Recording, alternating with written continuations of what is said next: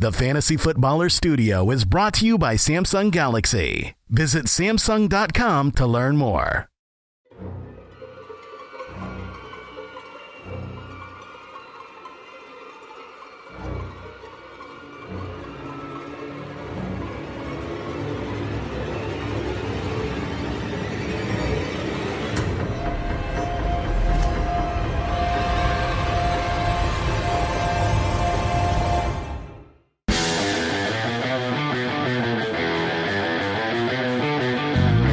Welcome to the Fantasy Footballers Podcast with your hosts, Andy Holloway, Jason Moore, and Mike Wright.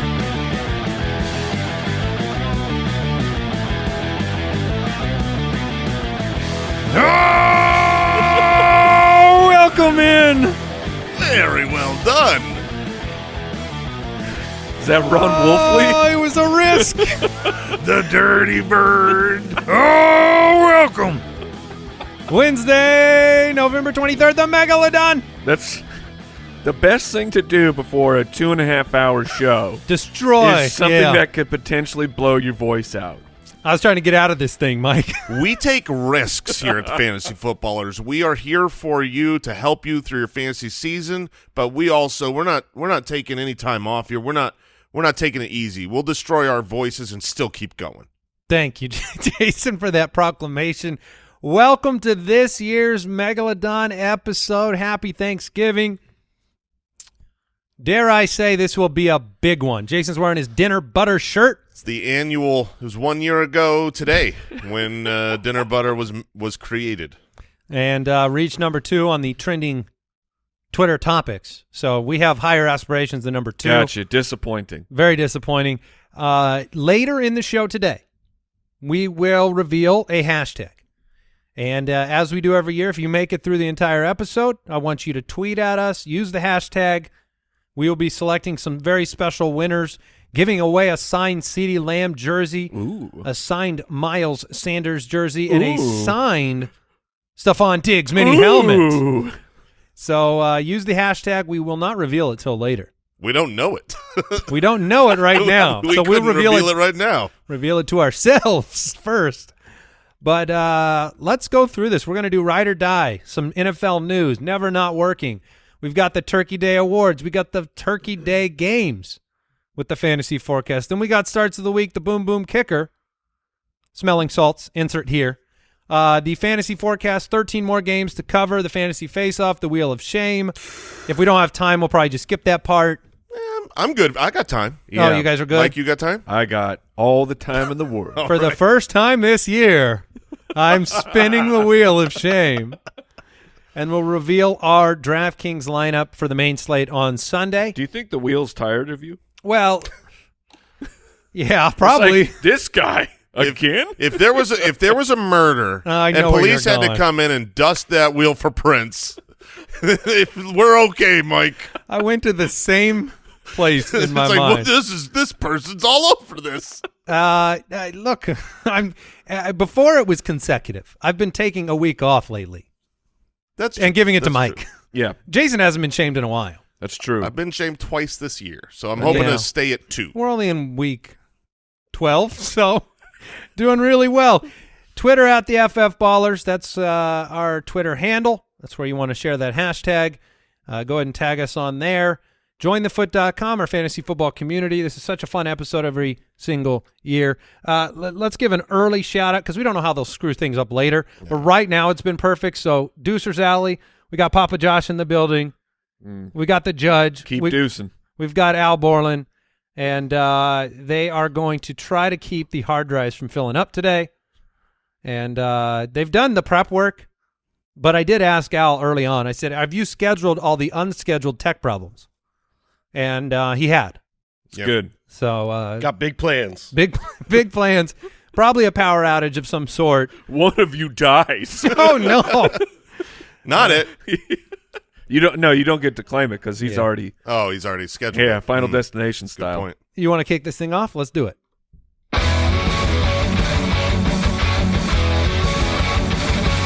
Ride or Die, presented by Chevrolet.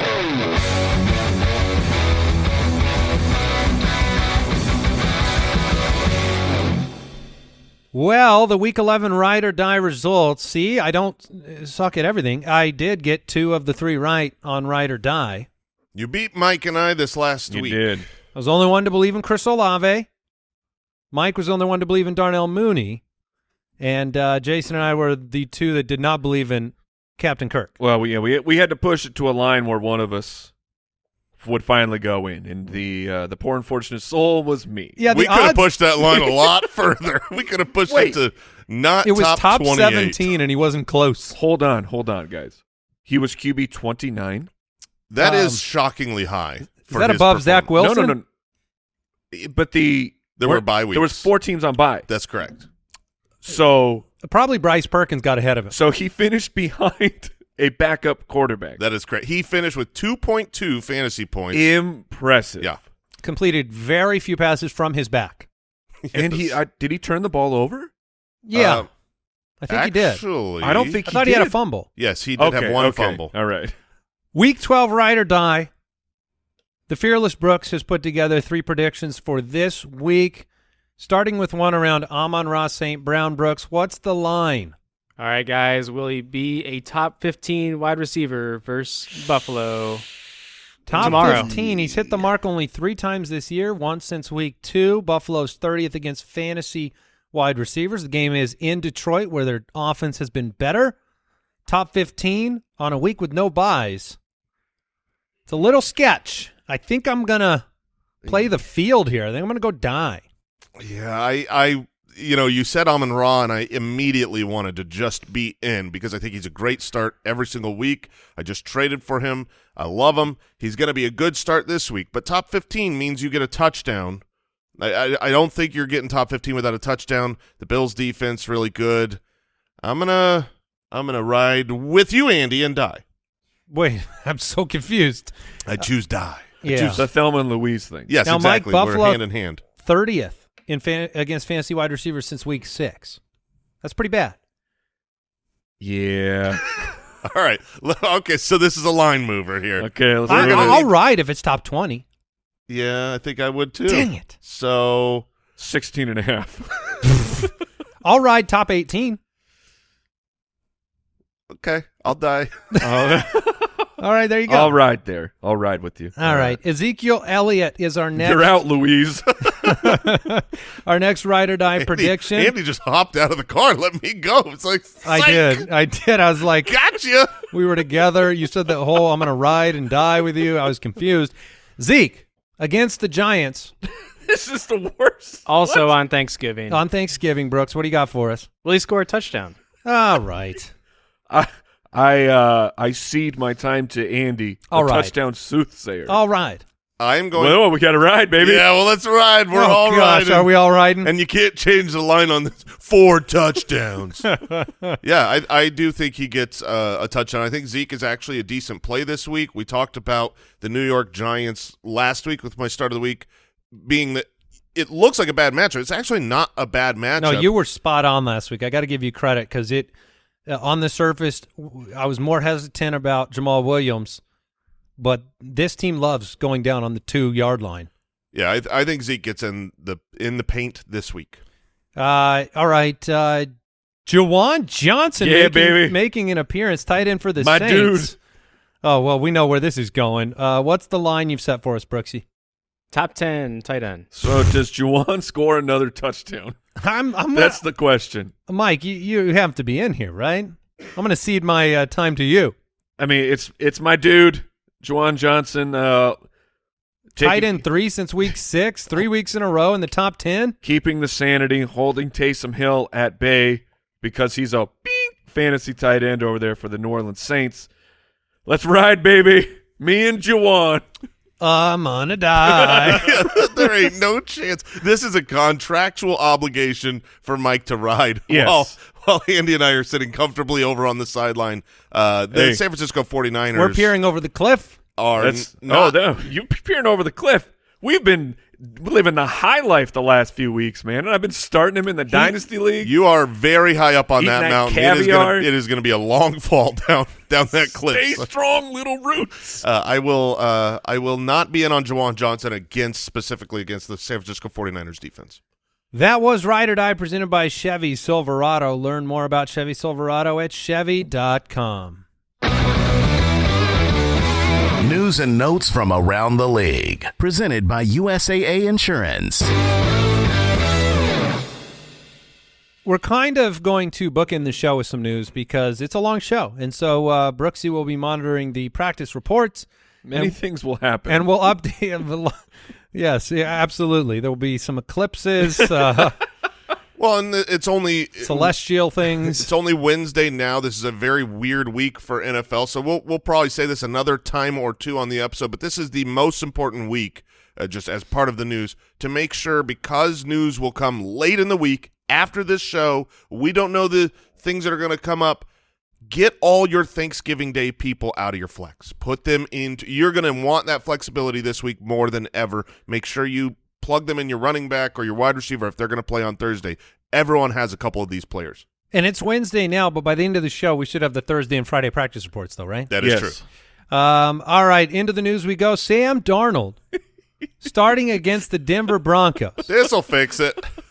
It was funny because a friend of the show, man. Field Yates, shout out, Sure. was sharing that Sam Darnold does have the best connection with DJ Moore from a fantasy perspective, to which my response was, the least poisonous poison will only make me die slower.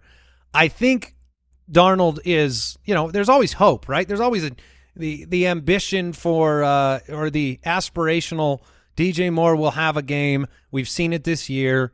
Sam Darnold has to look better than Baker. Does he, though? I mean, it's the Broncos. Here's the thing. When Baker came over to this team, we said, okay, I know he was terrible last year, but he's shown flashes in the past. He has to be better than Darnold. Baker was so bad that now we're saying, well, Darnold has to be. I know the last time we saw him, he was terrible, but he's got to be better than Baker. But he does not. No, which cactus do you want to fall into? Well, I don't want to fall into the cactus. I'll go prickly pear. Yeah. Oh, if we're picking cactuses, I think I'm going to go. Baker's like a cholla. We've already Saguaro. got some news. Breaking news. Adam Schefter, during a team meeting. Hold on. Did you verify it's actually Shefty? Oh, gosh. It is. Okay. All right. Jets players were informed that Zach Wilson is not starting against the Chicago Bears. He is being benched. Good for you. Good for you. Oh, man. Team quarterback wins are a quarterback stat. Those people are in shambles right now. I mean, Wilson's 5-2. He's getting benched. Genuinely, it was. Do we know for who? No, I don't. Let us know if it's Mike White. I feel like it's going to be Mike White. Oh, they're taking this thing up to kick off. They should just new policy. Walk up to Garrett Wilson and say, "Who do you want as your quarterback?" That's a great. You ever thought about doing that? Yeah, I have. I mean, your bar is at 3 points, right? So we can go up from here. It's a ballsy move.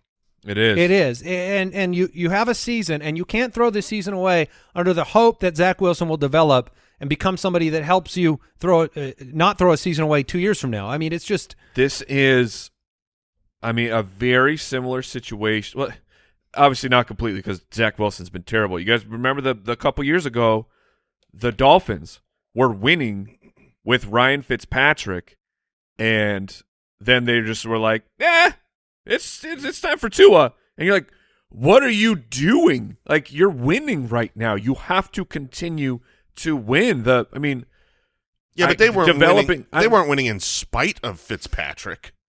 That was I'm saying they were. Yeah, it's not completely the same, but just like a scenario where there was the young quarterback, and they were winning with I don't know. It's a chaos move, and I am very excited to watch from the sideline with no vested interest in the New York Jets. If you bring that situation up specifically, that might be the argument against making the move, against changing, because giving 2 of those snaps and those opportunities, and then you've seen what he's developed into, that would be kind of like a potential counter-argument. That's where I was going like, do you develop the young quarterback, or do you do what you think is the best move for winning. With your record at what their record is, they need to win. They are going to the playoffs, and they want to win a playoff game, and they want to make noise, and they have a team, a defense, and offensive weapons to do it.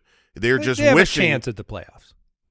They Saying have that they're going to the playoffs doesn't. I don't think that's true at all. Yeah, I mean, that division, they're in third, right? So my memory. I think the whole division's in right now. Yeah, my all four. I think so. Let me see. So the Jets are 6-4. The Bengals are also 6-4. I don't know the tiebreaker situation. So it's either the Bengals or the Jets as the final seed right now. Yeah, I guess the reason that I'm saying that they're playoff bound. Obviously their record says that they're playoff bound, but they play Chicago, Detroit, Jacksonville. They've got a couple of pretty easy wins the rest of the way. They've got a path. Yeah. Yeah. So, No, I mean it's right now it's the Bengals. Genuinely, like I'm staring down these start-sit decisions. Let's bring it back to fantasy. It opens up the world for Garrett Wilson to be a relevant fantasy starter. It literally takes just a little bit more to make him relevant every single week. You saw with Zach Wilson, he had a pretty good game the week before. He was unbelievably good with Joe Flacco. You don't have Corey Davis right now. Elijah Moore has been out of the picture. Like, Garrett Wilson should be a really good player. Well, we're going to talk about him later in this Well, episode, buddy. Baby. And this was part of the hope. It was. It's in the. You figure by the end of the show, you might be really sitting on some gold. It's in the write-up. I was hoping that the quarterback change would be made. Either way, I'm going to check the Google Doc history. Yeah, no, go look. But I also think this is great news, even more than Garrett Wilson. Garrett Wilson could be okay with Zach Wilson, but Michael Carter couldn't. He wasn't catching a ton of passes. Dude, if it's Mike White. But yeah, I mean, either Mike White or Flacco, he's going to have a ton of dump-offs. He's not rolling out 30 yards backwards and then, throwing the ball away. Flacco or Mike White will dump the ball off to Michael Carter a lot, and he becomes a very that is a good point. Legitimate start this week. Yeah, it's been like no first downs. I mean, it's been no hope for that offense. So it's exciting. Speaking of Zach Wilson, we were just talking about Sam Darnold. So Sam Darnold isn't the answer. Zach Wilson isn't the ansster. These guys are the same. Was that a Zam Darnold? That's what I heard. I heard Zam. Yeah, I mean Zam. I like it. Zam Wilson, Zach Darnold, whatever you want. The Rams waived running back Darnell and that's Darrell Henderson. Yeah, what? So the little knee thing went to He felt see you later in his knee. So we don't want him on the team anymore. And he tweeted out like a basically giving him the deuces. I mean, saying hooray. Yeah. So no Darrell Henderson, Cam Akers, Kyron Williams right now are the running backs for the 3-7 Rams. The Melvin Gordon situation, he cleared waivers, now a free agent. We talked about it briefly on the Spotify show yesterday. I'm not interested in Melvin Gordon. I would drop him. There are a lot of players we talked about on the waiver show that are on the waiver rankings on the website that I have far more interest in than Melvin Gordon going and latching onto some team. Look, he could prove me wrong, but I doubt it. Yeah, I mean, there are a couple of landing spots. The Ravens comes to mind. Mike mentioned that on Spotify Live. What about the Chiefs? The Chiefs would not be good. No, then you get into a full-blown three-way timeshare. You've got to have a place where he has the opportunity to play, because it's not going to be completely talent-based with Melvin Gordon at this stage of his career. You need a place where he's going to get the rock. Yeah. I think he might find himself watching the rest of the season. The Bears placed Chase Edmonds on IR, high ankle sprain. Lost season for Chase Edmonds. I don't think anybody saw a midseason trade and the fall from relevance. The Commanders designated Carson Wentz to return to practice from IR. Oh, man. He'll be the backup. They'll have a fun decision. No, they already made the decision. They had the conversation with Carson Wentz. Matt Ryan was benched for the rest of the season too. Why? I'm saying, like, when Taylor Heineke struggles, inevitably struggles, has that game where he just falls on his face, because Heineke is, I think, a competent quarterback, but he's a backup quarterback, and backup quarterbacks, they come out, they have good games, but they always have that game where you go, why is this person our starting quarterback right now? And then they will have a very difficult decision. It's very similar to the preseason conversations about Mitchell Trubisky, saying, "Oh, he could keep the starting job," but then realizing when you're a Trubisky level guy, when you're a journeyman, yes, you are going to inevitably have that game where you're the reason you lost. You had 3 interceptions or whatever. That will happen with Heineke, but I think with the amount of victories they've piled up with him, he has. He's got a little rope. He's got rope. He would have to put, I think, 3 bad games together back to back to back to move back to Carson Wentz, who is also, for the record, a backup in my mind. Yeah. All right, that was today's news and notes presented by USAA Insurance. Learn more at usaa.com/insurance. It's time for Never Not Working. Never Not Working. Presented by Head & Shoulders Scalp Shield Technology. Available at Walmart. Welcome into Never Not Working, the Megalodon edition. Oh no, is this going to be really long, Mike? No, it'll be it'll be regular. But in this section, we're trying to dig deeper and give you, the fantasy player, just some more information, some more context, because the game. There are so many statistics out there. Some of them are very good, but they don't. Even the very good statistics do not paint the entire picture of how to use that. Is it good? Is it bad? So we wanted to look at last week was target share, and we were talking about the pie and everything. So this week we want to talk about targets per route run, because it's a very interesting stat. It's gaining more and more popularity. We've kind of been mentioning it starting with last year. A lot of really, really smart people in the industry go to targets per route run. So we wanted to highlight a couple things here. So want to compare a couple players here. These are 2 top 12 fantasy wide receivers. You have Christian Kirk and you have Chris Olave. So looking at Christian Kirk, the targets per route run, it's okay. It's almost 21%, which – the baseline above 20% is solid, 30% is elite, and then 25%, that right. It's in between. In between elite. The 20 and 30. Yeah. Well, just trying to set the I get it. Numbers. Yeah. Christian Kirk. Christian Kirk, like I said, just under 21%. And then you have Chris Olave, who's at 25.7% targets per route run, which that's a sensational number. But you got to add in a little bit more context. Christian Kirk has run 363 routes compared to 307 routes from Chris Olave. And then you got to look at their average depth of target factors in as well. That's at 10 for Christian Kirk. That's at 15.6 for Chris Olave, which that he's boosting his numbers with big plays.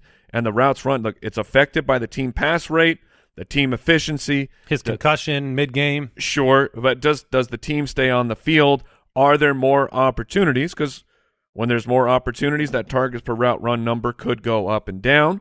But just some other, when you're doing a paint by numbers with these statistics, so you got to make sure that you got everything at your disposal. So, Mike, you bring up Christian Kirk and Chris Olave, and I didn't realize how similar their seasons were. Target totals, reception totals, yardage. Olave's got him beat by a little bit. Touchdowns, Christian Kirk by a lot.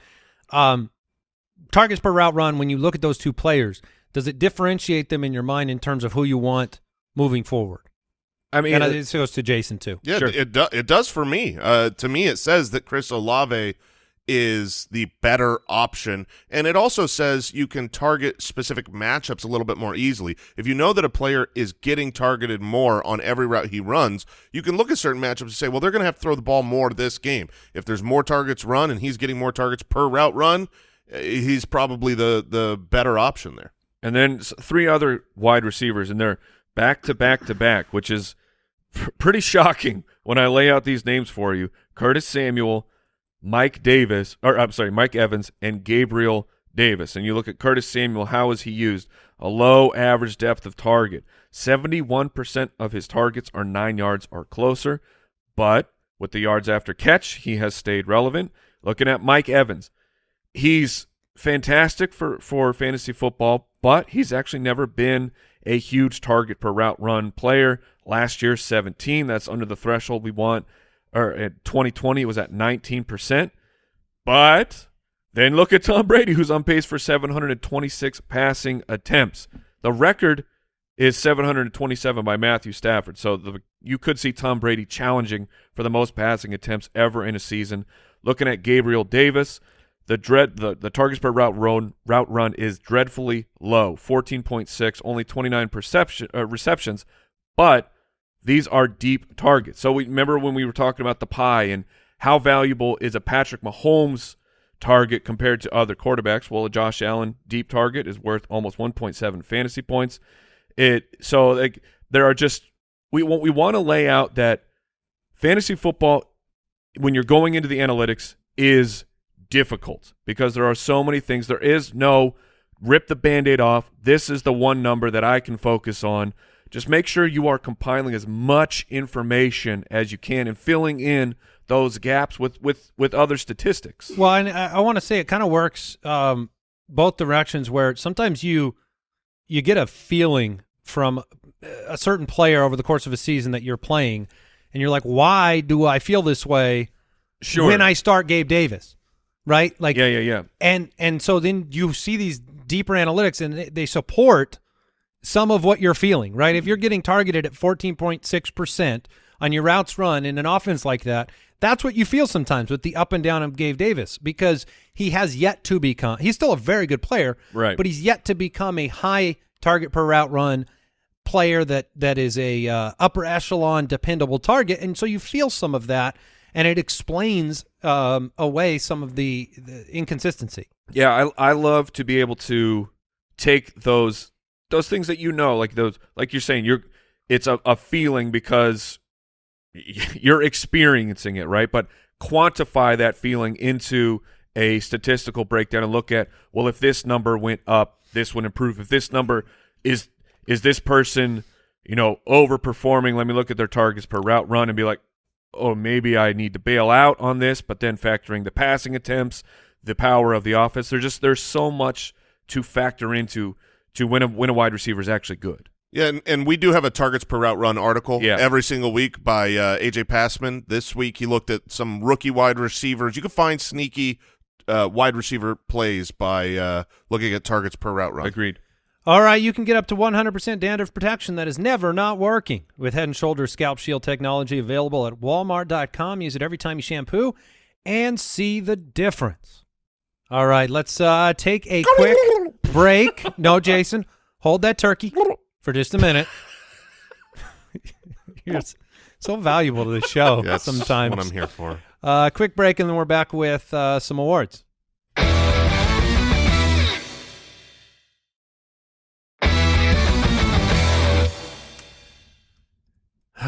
You can gobble now. All right. What was that?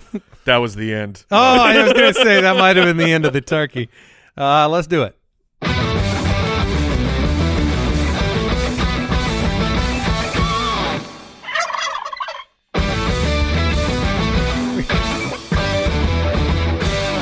We went to the extra effort of was that our voice audio artist recording the Yes. Yeah, I did do it. Yeah. Jason.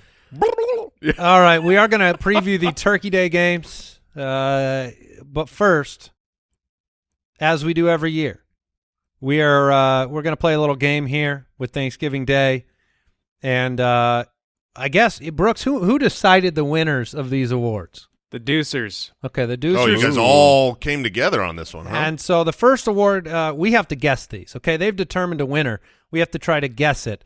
The first award goes to what is being titled Tiffany's Mashed Potatoes. That is Jason's wife. This is a rich, buttery glob of mashed potatoes.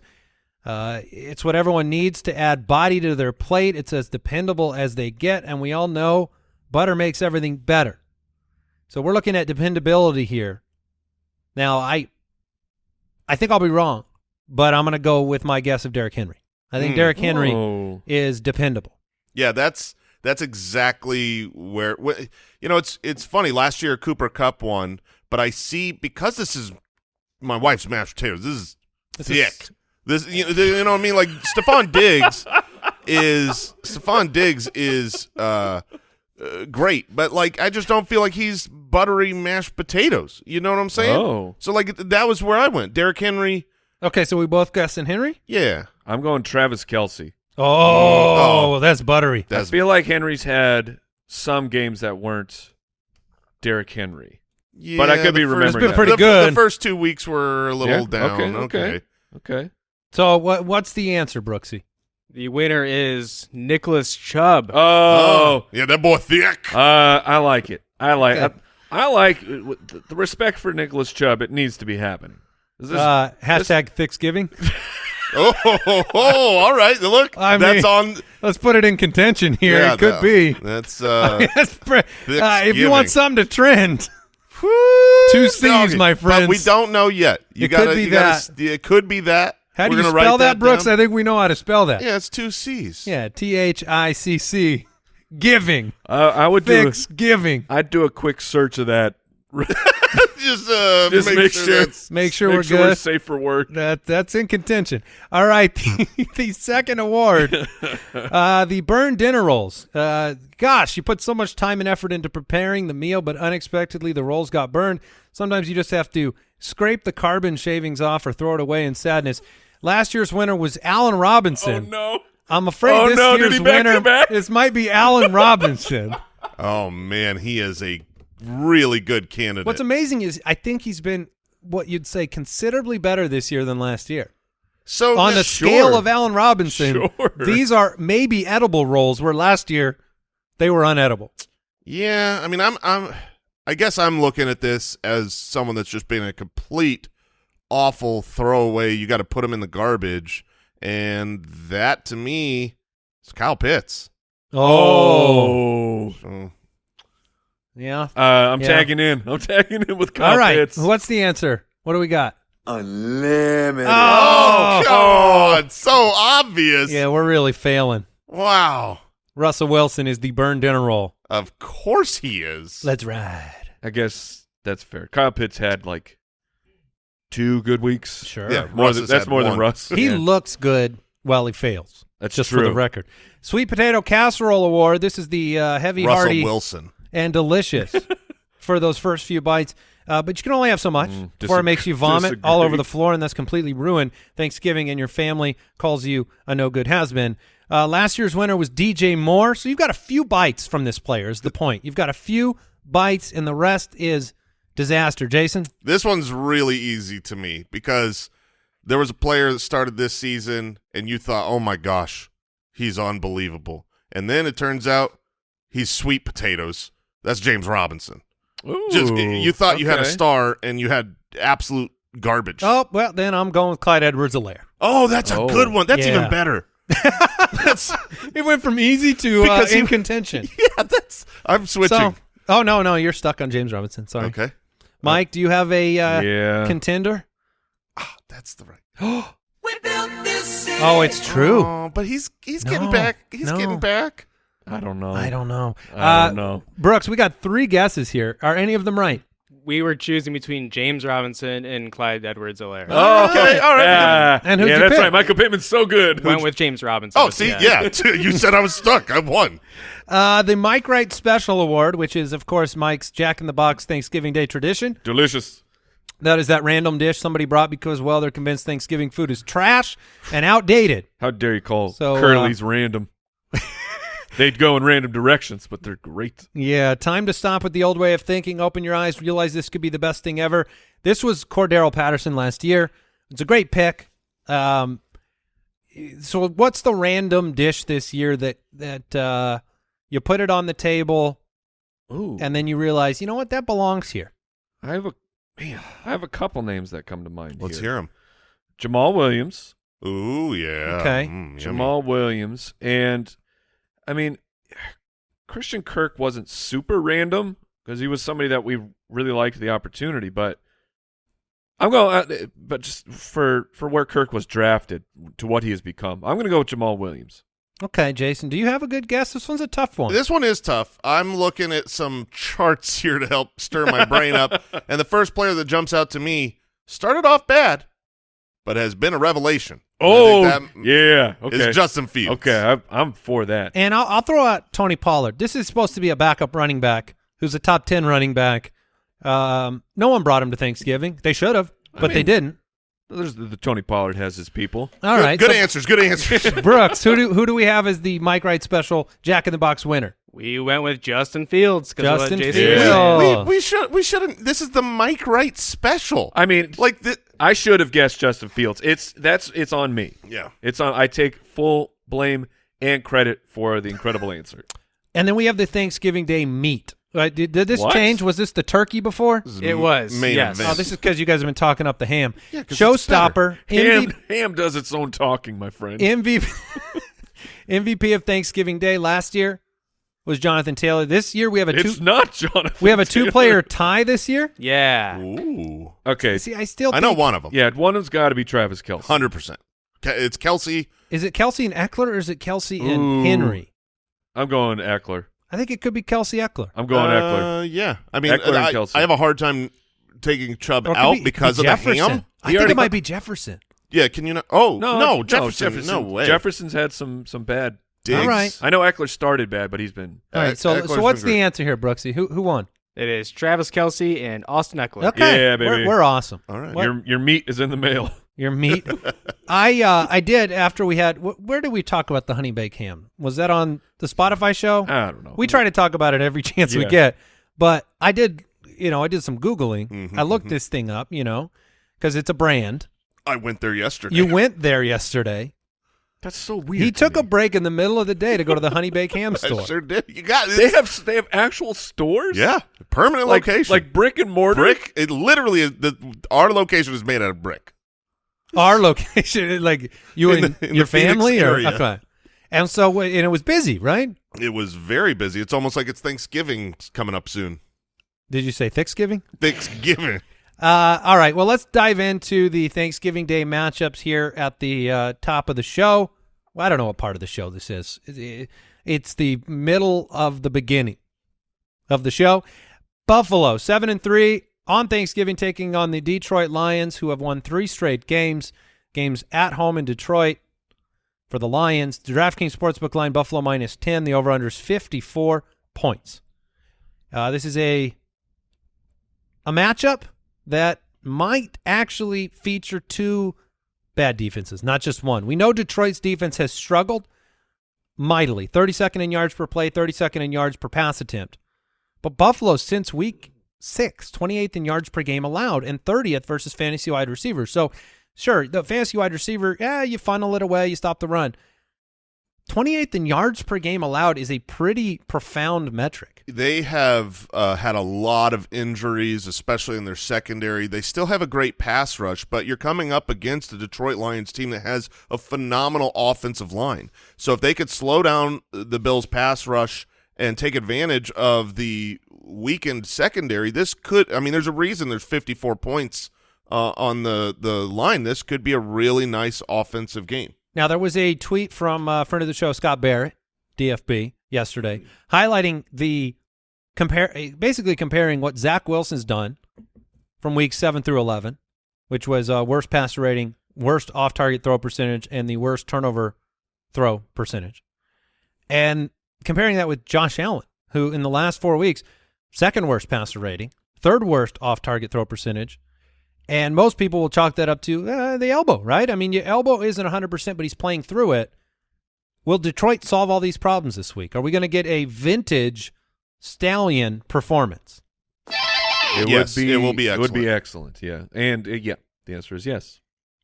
All right, you made that simple. I mean, like, the nice thing for Josh Allen is even when you can look at those particular stats and go, whoa, and we have numbers that can do that from time to time. But what matters for us is QB 11, QB 3, QB 6, and then he did have the stinkfest last week against Cleveland. But in the last month, he's been still in the top 12 for most of those games. All right, so Devin Singletary has been very good, scoring touchdowns, averaging 16.4 touches and 76.4 yards per game over his last 5. What's interesting is, and Jason pointed this out very early in the season, It's one of the reasons I think he traded me Rashad Bateman for Devin Singletary, is that he was projecting a close game for the Bills at that time. And in close games, he plays 77% of the snaps. In blowouts, he plays 57%. And I do think that's going to continue. James Cook had some work last week. Yeah, this is my worry. I have Singletary in our league of record. He's the guy I'm trying to decide between this week, and I'm basically putting that to the test of, do I believe that the Bills are going to blow out the Lions? They are 10-point favorites. They are a much more talented team, and if they are, you're going to see a fourth quarter of James Cook. You're not going to see 70% of Devin Singletary. So I worry. I think that this is a lower fantasy output game for Singletary, but that'll be tested this week if they blow him out, because if they blow him out and he's still out there 70% of the time, then you can have full confidence in Devin Singletary rest of season. I don't have that currently as a matchup-proof play. Yeah, and I would rather have 50% snaps in a game where you score 35 points in the first half than 70% of snaps in a game you score less. So, but usually this season, when that's happened, when they've got out to those crazy 30-point, first halves, it's because of Diggs and Gabe Davis in the passing game. It hasn't been Devin Singletary really participating and lighting the other team on fire. That would be rude to do. Right. Stephon Diggs, also Gabe criminal. Davis, super rude. They are criminal arsonists. Yeah, well, I just think Singletary is going to have to be part of the blowout process early in the game for you to get what you want. Diggs, of course, you play him. Gabe Davis, the matchup's too juicy. Yep. Dawson Knox, I think, it was a career high in receptions last week. He had been not healthy for basically from camp heading into the year, maybe starting to come into the fold in Isaiah McKenzie, Khalil Shakir, Jamison Crowder, all those experiments. The answer to those questions might be Dawson Knox in the intermediate parts of the field and in the red zone. On the other side, what are we doing with the Lions offense? Is there I think it's pretty easy this week. Jared Goff is, he's always in streaming contention, as in if the matchup is there, you can play him. I know that the Bills have been bad the last 6 weeks, or people are putting up more points, but I'm not putting Jared Goff in here if I can avoid it. DeAndre Swift, the opportunities, the snaps, they are still not there. He went from 31% of the snaps 2 weeks ago to matching it at 31% this past week. He went from 9 opportunities down to 8. He's given you a touchdown in a few of these games, 3 of the 4 actually, that kind of saved things from being a total disaster. But you're not playing Swift with any level of confidence right now. But Jamal Williams is just the goal line destroyer now, and he's in. Yeah, Jamal Williams is in as a probably a low end running back 2 this week, and you hope he falls into the end zone again. Is he leading? Yeah, he is leading the NFL in touchdowns. Any dart throws in this game from the Detroit side? No. Khalif Raymond? He would be the dart throw. 85% of snaps, 89% route rate. Route? Yeah, sure. Rate. Yeah, that's route right. Rate. Route rate. That's route what I rate. said. # route race. 6 targets last week. DJ Chark, I think, is limited in practice so far. The New York Giants, 7-3, taking on the 7-3 Dallas Cowboys. Oh, boy. Dallas, 9.5-point home favorites. Oh. The over-under is 45.5. That's rude. I will take Dallas. Yeah, they're gonna to cover. They're gonna decimate. I didn't say it was not the truth. I just said it's rude. They're playing well, and the defense is playing well, and this is not the kind of game that I think the Giants can keep up in. Right? They Dallas beat them in Week 3. Now, was Dak part of that game? No, I didn't think so, and it was 23-16. That was during the Cooper Rush. This is going to be era. This might be really bad. Yeah, the problem is with the Cowboys' defense and the lack of weapons to throw the ball to for Daniel Jones. If the Cowboys get a lead in this game, I think it's going to go really poorly for the Giants. The Giants are going to have to throw the ball. They don't have the ability to protect, to get these without Wan'Dale Robinson, without Kadarius Toney, who they shipped off. They just don't have the tools. If the Giants win this game, it's going to be from an early lead and run the ball and just kind of keep it Saquon will have to be everything. Absolutely everything. And I don't expect that to happen on Thanksgiving in Dallas. So I think that, you saw last week the Giants finally got behind big against Detroit, which did force a lot of targets Wan'Dale's way. Darius Slayton had a good game. If that is the back half of this game, Slayton would be the flex category of a player because he's last man standing, and he's been good. 4 top 24 performances in 6 weeks, but you don't want to play Daniel Jones. You don't want to mess around with Richie James or backup tight ends. On the other side, Dak is a start. Zeke is a start. Pollard is a start. CeeDee Lamb is a start. Dalton Schultz is a start. Yep. And I would imagine that Pollard is a start over Ezekiel Elliott. If you have both those players, which plenty of people do because they tried to have insurance on their own roster, then you keep starting Pollard until it looks dumb, which which is probably going to be the rest of the season. Correct. They are number 1 in points per game and second in EPA per play over the last month. I think Dallas is a really, really strong Super Bowl contender, which is what at least I thought before the season, but they've been through injuries. This defense is made to win playoff games, in my opinion. I think it's San Francisco versus Dallas in the title game. I think the Dak injury was one of the best things that happened for this team. This team had to gain an identity, and that defense I'm not saying that they wouldn't have been good if Dak stayed around, but this defense just stepped up in his absence, knowing that we have to win the game, became elite, and now Dak comes back, and it doesn't feel like Dak has to do everything. It doesn't feel like the identity of this offense is to throw the ball, but they've got someone that can. I agree with you, Andy. This team is certainly the best Cowboys team that they've had in a long time. No disrespect to Philly, by the way. They could be in the mix, obviously. They've been great. New England 6-4, taking on the 8-2 Minnesota Vikings. This game is in Minnesota. They're now 3-point favorites. I thought I saw the line at 2.5 earlier in the week. The over-under is 42.5. That is not a lot of points. Gives the Patriots just under 20 and the Vikings just over 20. It was a tough week for Minnesota's offense. Minnesota. Yeah, I mean, Kirk was flattened last week. That meant bad games from Justin Jefferson, Adam Thielen, even T.J. Hawkinson. It was a disappointing week for everyone. Dalvin Cook averages 95 total yards per game, stifled last week. Dallas, we know the story. You got to throw that one out a little bit. But New England's a good defense. That's the real problem. Mike, you brought up the fact that it was a mid-game unexpected loss of the left tackle Christian Darrisaw. That was a massive blow to this team. Now they're prepared to be without him. They ruled him out already because it was a Thanksgiving Day game. But they still don't have him, and they're facing the number 1 team in pressure rate over the last month. You're going to have, Matthew Judon just in Christian Kirk's face Kirk Cousins' face all game long. Christian Kirk Cousins. So I find myself looking at this line and being tempted to take the Patriots, because I think this could be a really bad day for the Vikings. Well, the one reason I wouldn't take the Patriots in this matchup is because they have shown an inability to move the football in recent weeks, including no offensive touchdowns last week against the Jets. Mac Jones has not thrown for multiple touchdowns this year.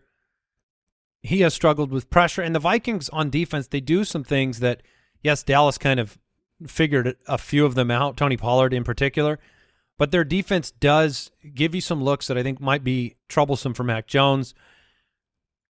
I just don't.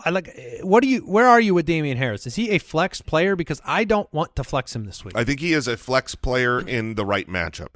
I don't believe this is the right matchup. The Vikings are okay against the run. They're not world beaters, but as Damian Harris is kind of the clear backup, only 24% of snaps last week. He looked great. He ran very efficiently. But only 10 opportunities. So I need to start Damian Harris in a matchup where you're going, oh, okay, they're playing the Texans. They're playing someone that's really bad against the run, so you could start both these guys. That's not how I view the Vikings. I think this game is going to be a low-scoring game. Right now it's 42.5. 57% of games that have had a line of 42.5 have hit the under so far this year. So, no, Damian Harris is out. It's pretty much Ramondre Stevenson and Jacoby Myers on a full PPR on the Patriots side. Yeah, I think Myers could have some success in this game. Ramondre saved his week last week with receiving numbers. Yep, which that's why he feels like a safe running back at this point. 5.6 targets per game. Those are fantastic numbers, especially when you're the lead runner and you're the goal line running back. TJ Hawkinson I was going to mention that. is in a very good position here, where the Patriots over the last 6 weeks, number 5 against quarterbacks, first against running backs, first against wide receivers, 23rd against fantasy tight ends. And TJ Hawkinson, since the trade, I mean, heavy utilization, 24% of the targets. That's an outrageous number for a tight end. 5+ receptions in every Minnesota game. Like he's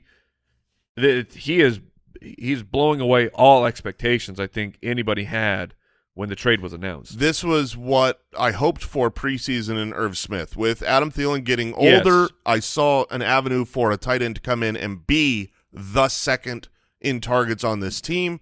Irv Smith, not good enough. Also not healthy enough. Right. Hawkinson is definitely good enough. This is a great matchup. And we've been asking ourselves the question for the last couple of weeks, who's the tight end 3? Who is the third best after Kelsey and Andrews? Is it Schultz? Is it Goddard, who's now on IR? Is it Kittle? Is it Kittle? Might be Hawkinson. It might be.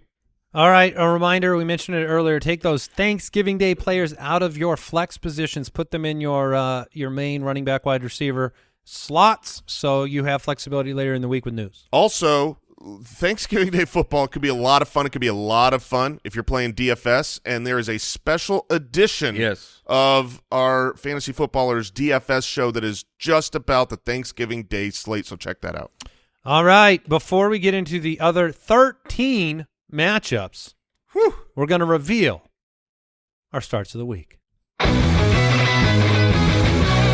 Starts of the week. Right now, I'm going with Geno Smith at quarterback. Mentioned him as the stream yesterday. He's going to move into the start of the week as well. I explained yesterday in a long-winded, very clear, meticulous bullet point analysis. The Raiders. He's playing the Raiders. The Raiders are That bad. is so well said, Andy. Dead last in expected fantasy points per pass attempt. Tyler Lockett, DK Metcalf, off the bye. He's already the QB7. Geno Smith is a great play this week. I'm going with the GOAT, Tom Brady, who has been a massive disappointment so far this season, and there's been questions, is Aaron Rodgers ever going to get it together? Is Russell Wilson ever going to get it together? There are quarterbacks that fall off. The greatest quarterback that I've ever enjoyed watching is Peyton Manning, and then you watch his last season, it's like, oh my word, so bad. But if you look at the stats behind Tom Brady, he's on pace to almost match the most passing attempts of all time. He's on pace for 4,700 yards. I believe his 17-game pace right now would be like fewer than 4 interceptions. He's not actually playing poorly. He's had some injured wide receivers. He's obviously missing Gronk in the red zone. But Chris Godwin, I believe in him rest of season. I think he's healthy. Mike Evans was dealing with that rib issue. He's off the bye. Julio Jones. This bye week, I think, is going to be very good for Tom Brady. They're playing against the Browns, who are allowing the most points per game, the most expected fantasy points per play. They've particularly been picked on by pure pocket passers, for those that like alliteration. And I do. Joe Flacco, 307-4. Peculiar. Bailey Zappi, 309-2. Joe Burrow had 2 touchdowns. Tua, 285-3. So I believe Tom Brady is a good start this week in Cleveland. And I am going with Lamar Jackson. I think it is finally time for him to round back into shape. He takes on the Jacksonville Jaguars, which over the last 5 weeks, they've actually been the second best matchup for quarterbacks. In that span, they've allowed the 3rd most passing yards per game, including top 10 weeks from Matthew Ryan, Daniel Jones, Derek Carr, and Patrick Mahomes. The only QB that wasn't top 10 in that span, Russell Wilson. So nothing new here, just Russell Wilson not being able to take advantage of a matchup. But Lamar Jackson, I believe it's his time. He has only 7 total touchdowns since week 4. I do believe that interruption is happening this week. I hope so. And I hope Mark Andrews is a week healthier towards that end. sometimes on Thanksgiving, you're walking, you got your plate, it's pretty full. You see a couple of sides you want, and you just jam them both on your plate. You just stack them on top. Sometimes you got to put on stacks side on stacks. top of side. You got to go double-decker. So I'm going double-decker here. Jeff Wilson and Raheem Mostert against Houston, the Miami running back tandem. We already know about that Dolphin pass attack, but like the numbers are the numbers, right? Like wide receiver fantasy points, they've given up the fourth least. Same against quarterbacks. Teams run for 200 yards on Houston. That's their hobby. Jeff Wilson, 2 games as a Dolphin, 2 games as a top 10 finisher at running back. Raheem Mostert, he's been a top 24 running back in 3 of 4 games, and they're both startable against the worst rush defense in football. Yeah, I'd be starting either one. At running back, I'm going with Latavius Murray. Old man Murray left standing. Man. Denver obviously hated Melvin Gordon. They got rid of him. Check. Check. Chase Edmonds on IR. Yeah. Check. Latavius Murray is the last man standing, and since Week 5, the Panthers, who they play against, they rank 29th in schedule-adjusted fantasy points allowed to running backs. They're allowing the 5th most rushing yards and the 4th highest rate of 10-plus yards per carry. While Russell Wilson stinks, they need to hand the ball off. Their defense is good enough to stop Sam Darnold from doing anything against them, keeping this a game where you could keep handing the ball to Latavius Murray. And I am going with Rachaad White, Tampa Bay Buccaneers rookie against the Cleveland Browns. Picey. Before the bye week, White took over in that game. He was going 22 for 105 against Seattle. And you may say, well, yeah, Leonard Fournette kind of got hurt in that game. Well, yeah. Yeah, Leonard Fournette got hurt in that game. I know he had a bye week, and they were saying, well, he will be back and ready to go. We don't know that for sure, but what we do know is Rachaad White started that game, and the timeshare is closing. You often see these rookie players take over in the second half. Leonard Fournette has been highlighted on this show as being incredibly inefficient. If a team is going to make a run and make a change, the bye week is the best time to do that. The Browns have been a run funnel since week 2. They are allowing the most fantasy points to the opposing running backs. In fact, since 2009, they have PFF's worst rush defense grade as a team. All right, well, Mike, he is trying to will Lamar Jackson to a bounce-back performance. I may be doing that. So why don't I do that with everyone's favorite city? We built this city. Get the shovels. Get the bricks. We've got this city, the Time to foundation. build. Let's build it back up. Look, it hasn't been bad. He hasn't been a top 24 wide receiver since week 6. We don't talk about that. But the target share, it is there, 25%. And the matchup this week, it's one to watch. I believe it's the Monday Night Football game. And the Steelers are giving up the 3rd most passing yards per game. And after the Week 11 game against Cincinnati, the most fantasy points to opposing wide receivers. Look, I will make I'll make the case that T.J. Watt is one of the best players in all of the National Football League, but he is merely 1 of 11. And when he doesn't get home or intercept the ball coming out of the quarterback's hand at 4 feet away from him, teams are succeeding against Pittsburgh. They really are. And we saw this last week. Cincinnati, not the best offensive line situation. They give up sacks, still torch this defense. The game's in Indianapolis. I think Michael Pittman is going to get into the end zone. Oh, wow. This week Oh. against Pittsburgh. Is that a guarantee? That's all I'm going to say. I Oh, think man. Michael Pittman I don't know that he can guarantee back-to-back. gets into the end zone this All right. week Okay. for a touchdown. Woo. I mean, you could say he gets into the end zone because he will. Yes. Like, he'll more Yeah. than likely will run a route. Absolutely. That doesn't mean he's going to catch the ball there. We're leaving it there. All right. Now, this is the big surprising. Now, I don't know. Before you reveal this player, Jason, Okay. the second and I didn't know it until we started the show, Mhm. but the first thought I had is you're trying to manipulate me into starting him off my bench instead of George Pickens. So talk to me about Jason would your start of the never- week. He would never use this podcast Right. for personal gain. Never. No, In I- his fantasy football I leagues. would never do that. But if I were to try to convince you to do that, here would be my argument. Who's your start of the week? Yeah. Argument number 1, Garrett Wilson is awesome. He is so talented. You watch him on the field. He is different than most other wide receivers. You see it with him. You see it with Olave, the real, true special talents out there. You saw it the previous 2 weeks where he had 207 yards in those 2 games, and not like one big and one bad. They were both basically 100 yards each game.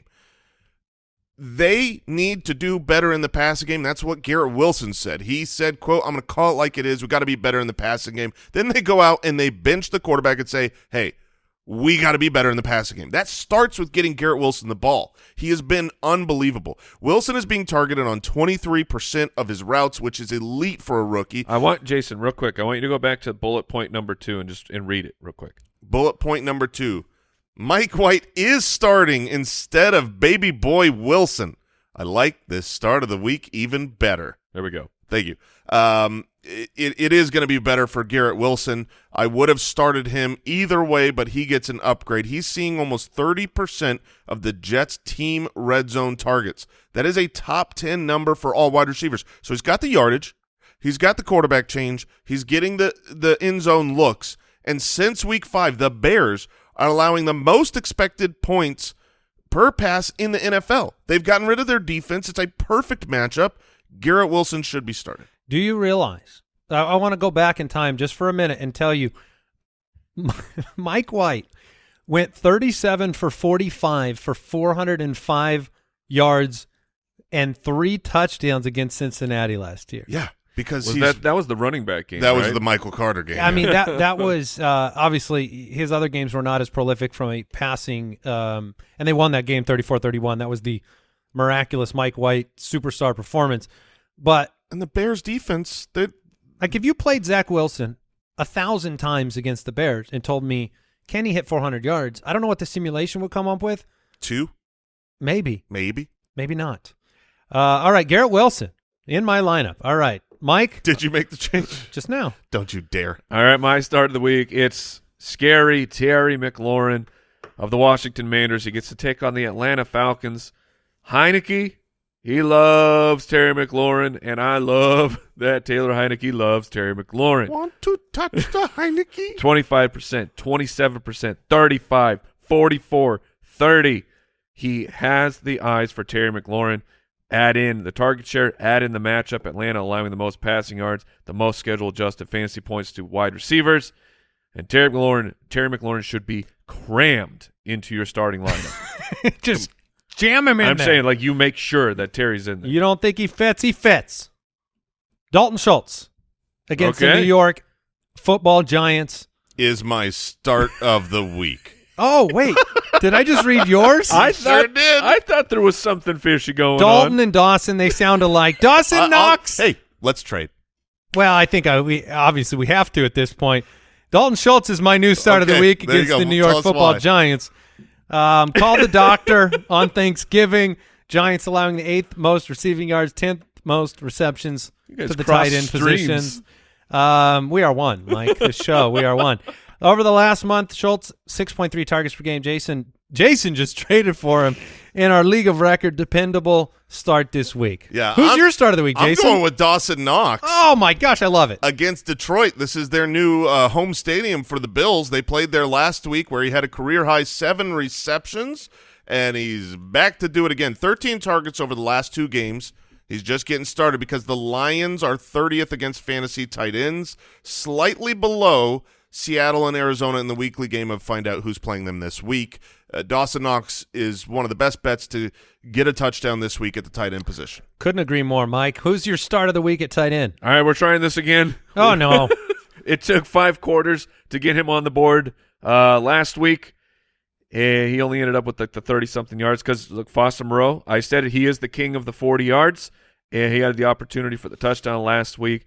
It's even better this week because he plays the Seattle Seahawks. Over the last decade, only 4 teams have allowed 16-plus fantasy points per game to the tight end position. That would be the 2013 Cardinals, the 2019 Cardinals, the 2022 Cardinals, and the Seattle Seahawks of this year. 31st versus fantasy tight ends. Like, the matchup is there. He had the 5th most routes run at the position, 98% of the snaps.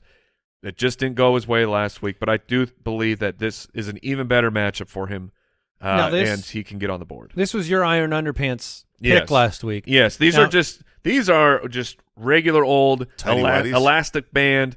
I mean, I wouldn't go tighty whitey. These aren't steel underpants for no, Foster? I don't think so. Seattle. Not this. I mean, after last week.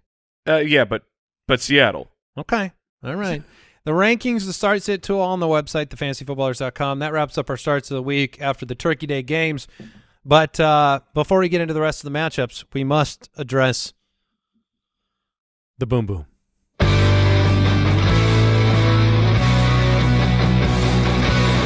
Jason Moore's ironclad, locked and loaded, 100% guaranteed boom boom kicker of the week. Last week on Boom Boom Kicker, Young Wei Koo came to my aid versus the evil Okay. The expected Robbie value. Gould. Mr. Gould's rage increased. Thus he summoned his beast. An ornery megalodon awoke. He gobbled our troops and made them shark poops. Even the Oh, Patriots' man. Nick Folk. Wow.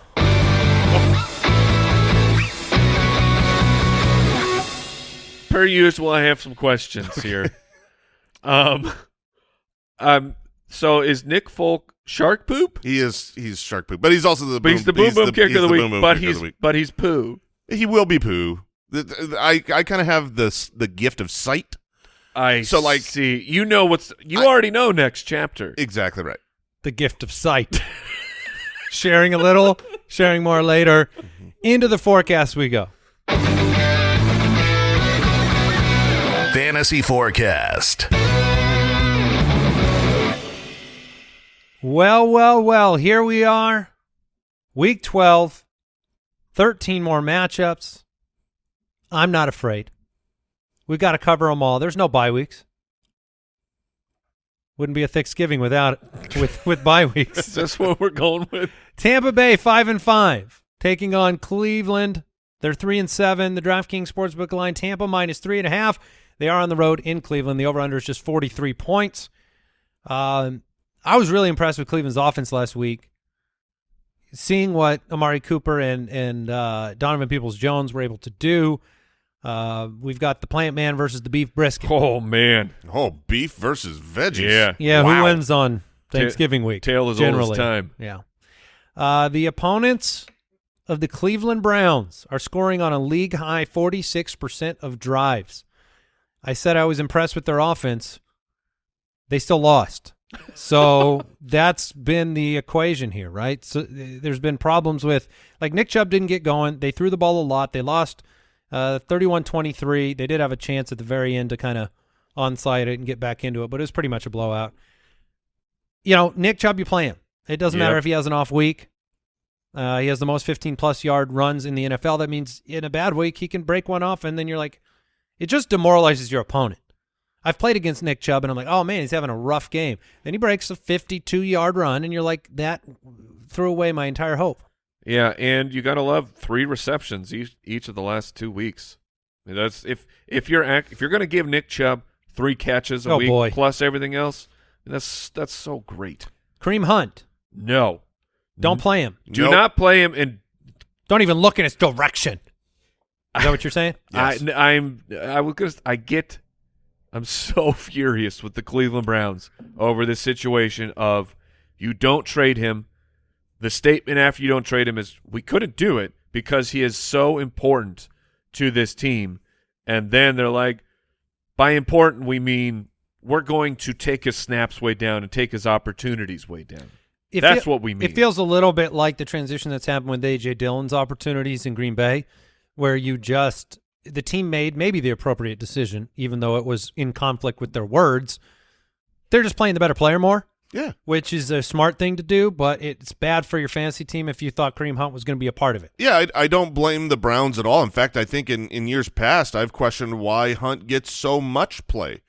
But I'm with Mike. The fact that they didn't trade this guy that wanted to be traded, who teams could use, and instead have just relegated him to an auto bench in fantasy, it's just putrid. And for a 3-7 team. I was going to say, this is like lame duck situation. The Browns not going to make the playoffs. Kareem Hunt not going to be there next year. move on. Amari Cooper, he's at home. Okay, we're playing him. He was the wide receiver 2 in a neutral game last week, which, he's got the encouragement of the crowd now. He also hasn't. Whoa, that one scared me. He also has not gotten enough respect this year for Agreed. how good he's been. He is currently the wide receiver 8 on the season.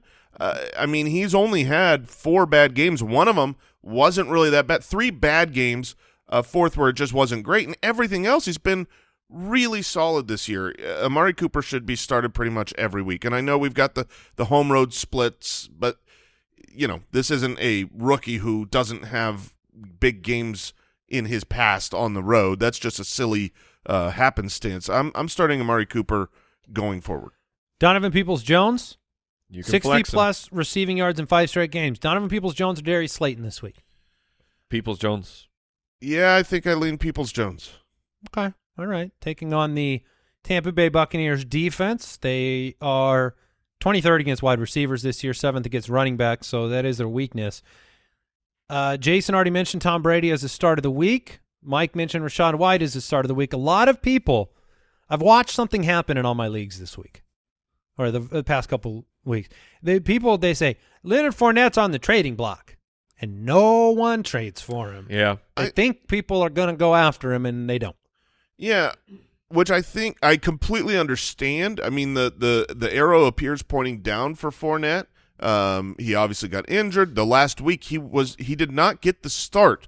Rachaad White got the start. He's looked kind of inefficient, yada, yada. I think you should trade for him if your trade deadline is still open. That's my belief because I'm not completely sold.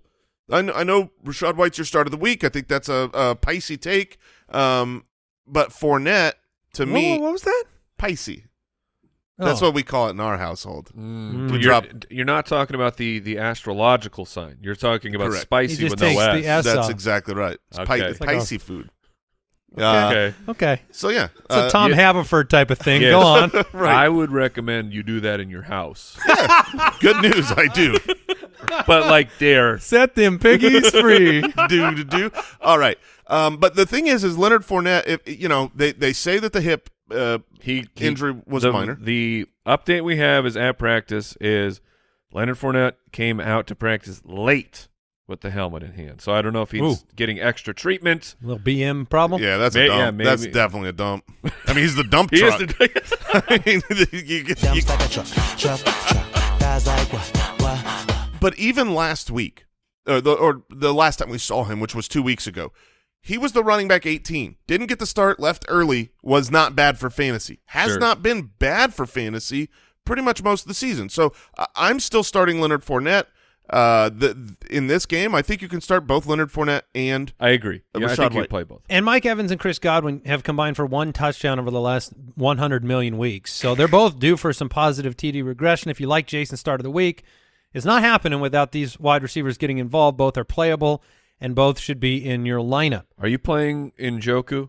I am personally playing him in a league. I think that he looked good on the field in limited work. He was only on there for 37% of the snaps. But another week back, I mean, that's how you bring someone back from injury. You give him a little bit of work, and then you say, okay, he's healthy, he's ready to go. The matchup's pretty good against the Bucs. They do sometimes give him a little work, and then they give him a little more work, and then they get him ready to go. That does happen. What about Dawson Knox versus David Njoku? I would go Dawson Knox, but I think a common question is Njoku versus Greg D, the Dulcich, and I would go Njoku. I don't blame you on that one. My common question is, when David Njoku was out and Harrison Bryant was the guy, why was he not featured? And then when Njoku comes back, you're like, oh, we got to get the ball to Harrison. See what this Harrison Bryant guy can do? Foster Moreau or David Njoku, Mike? I'd go Foster. Now, anybody want to see like a 5-touchdown, no interception super performance from Jacoby Brissett in this one? Anybody other than me?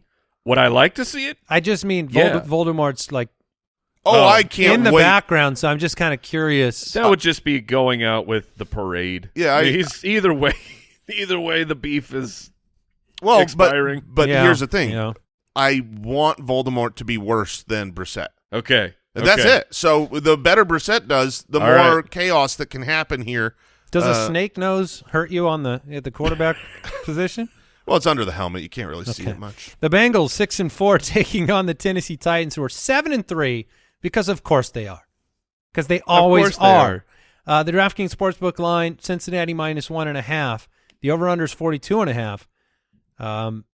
This is a battle that we saw take place in the AFC divisional game last year. Cincinnati won 19-16. Top two teams in the red zone this year, Tennessee and Cincinnati. They finished drives. This is a fun game. I don't know what's going to happen in this game. This is not one that I have a good read on in terms of who I think is going to win it. I like where Tennessee is heading on offense. I think they are trending towards competence, which is something that they hadn't been early in the year. Yeah, Tennessee is super well coached.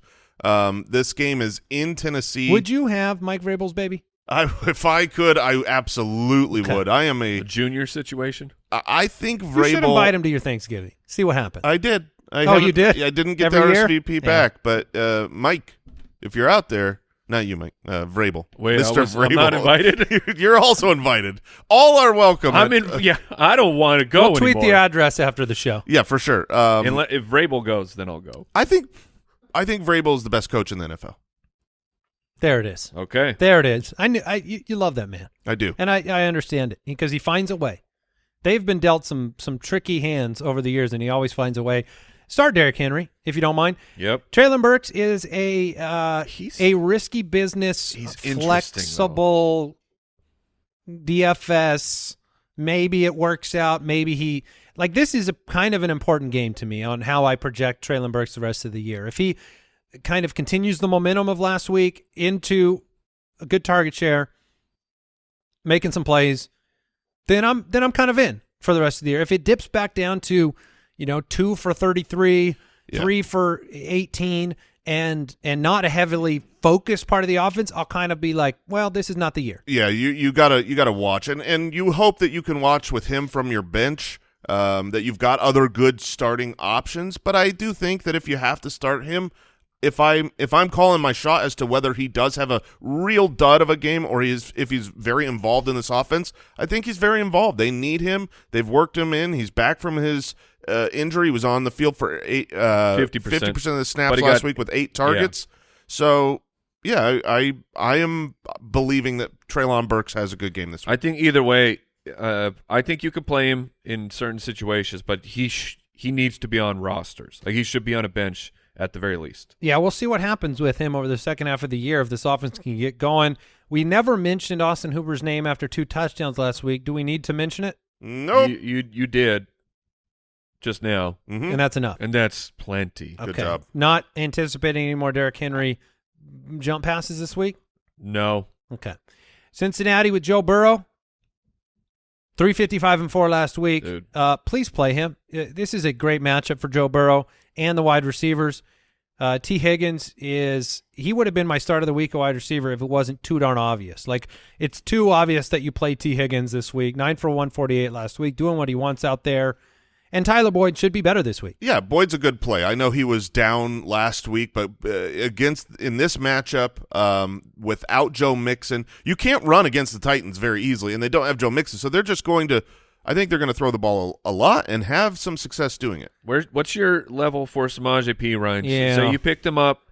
Joe Mixon's out. We don't know for sure, but I mean that's Brian Robinson. That's how I would project. Okay. Brian Robinson this week or Samaje P, Ryan. We all start – Brian Robinson's the standard of just on the cusp of wanting to play somebody. I'm going to take the receiving upside of P. Ryan, so I will play him over Brian Robinson, but I think that's basically where it is. Wow, they are back-to-back in our rankings. I was going to say that's exactly Michael what Carter it feels like. I will take Mike Michael White. Carter. Yeah. You are expecting a big bounce back from Michael Carter. I think Michael Carter gets 8 targets in this game. And it's hard to not see it happen. If you're a running back with 8 targets, you're going to be great. What about Latavius Murray was a pickup from the waiver wire. Say you got both of those guys. Who would you be playing? Latavius Murray. Latavius Murray's 15 it plus. It grosses attempts. me out how much you're telling people to start him. Sorry.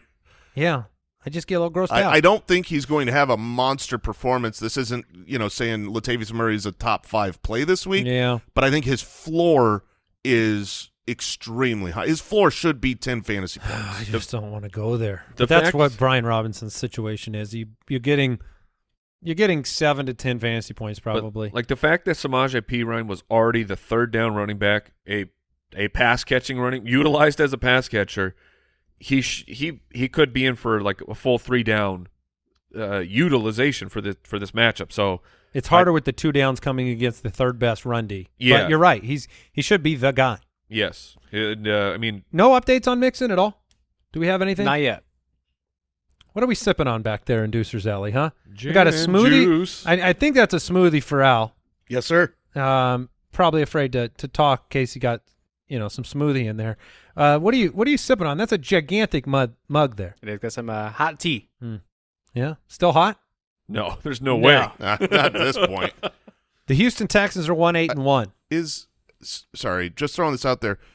We haven't seen Chris Evans healthy. He hasn't been out there, but It was Williams last week. right, Travion Williams was there, but Chris Evans has been injured. I'm just wondering if he comes back this week, he could end up stealing more work than we think if he comes back. Sure. So it's just another, it's early in the week. We don't have. I just tried to find some practice reports not out yet for the Bengals. So watch that because that could steal a little of the luster away from Perine.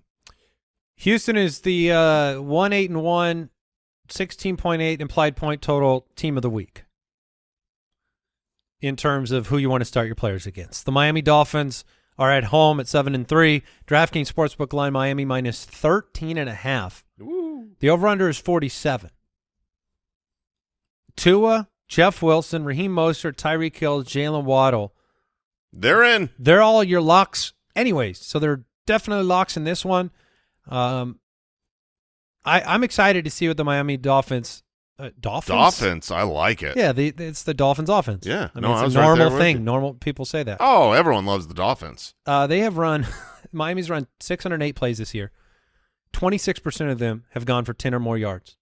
Wow. They are just electric. And Houston, they rank 31st in that category in terms of giving up 10-plus yard plays. This is one of those matchups you don't dig in too deep and try to find a reason not to play these guys or not to expect big things. Big plays will happen. They're at home. Just start them. Why is Mike Gesicki on this bell curve right now? Whereas like he was not used.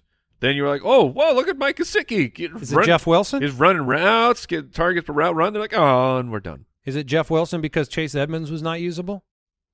That could be. They do That correlate could a little bit. I don't know. It's an interesting theory.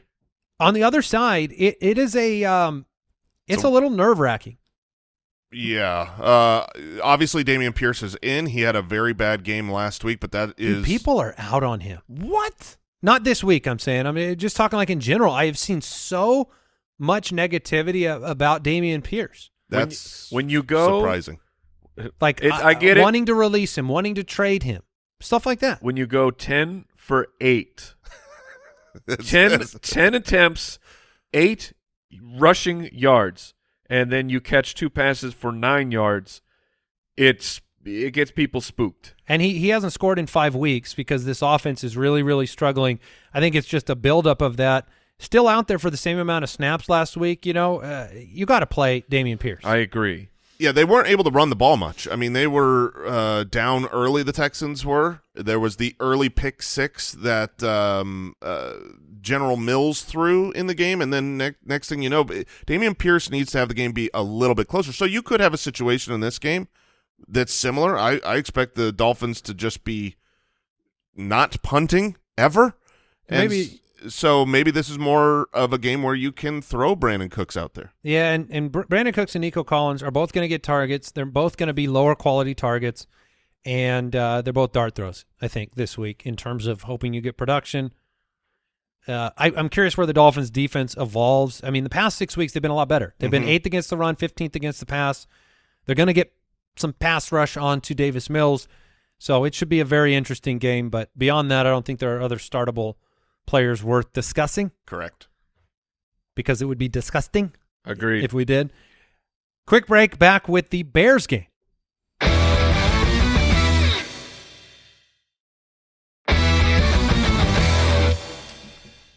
Well. This game got a little more interesting to talk about. The Chicago Bears are 3-8.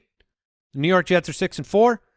The game's in New York, and the DraftKings Sportsbook line have the Jets as 5-point favorites The over-under is 40. Now, Okay. I don't know, Al, maybe dig into the line there, see if it's changed on DraftKings Will do. since the Mike White news. Yeah, but I say the fact that the line is even where we are, that seems to be, at least Vegas is pretty confident that that Justin Fields is going to play. Minus 540.5 is the current line. Okay. So you were saying you think that means that Yeah, Justin Fields is going to be out there. If the sports books weren't sure that, or didn't feel confident that Justin Fields was out there, they wouldn't even have a line. They would just be holding until they have more news. Wow, this is quite the tweet here. Mike White getting the start. We know that now, but where does this come? This tweet comes in from Regulators Podcast. Says if Geno Smith took his next 150 snaps and threw the ball into the stands, he would have a higher pass rating than Zach Wilson. And we're talking about Geno Smith. Cannot confirm if this is real, but that's funny. And we do have more breaking news. I get this What? one. Oh, This yes. one needs to get mentioned because it's too big of a player. Breaking news. It's at least being reported right now that Joe Burrow expects Jamar Chase to play against the Titans. What? Wow. What?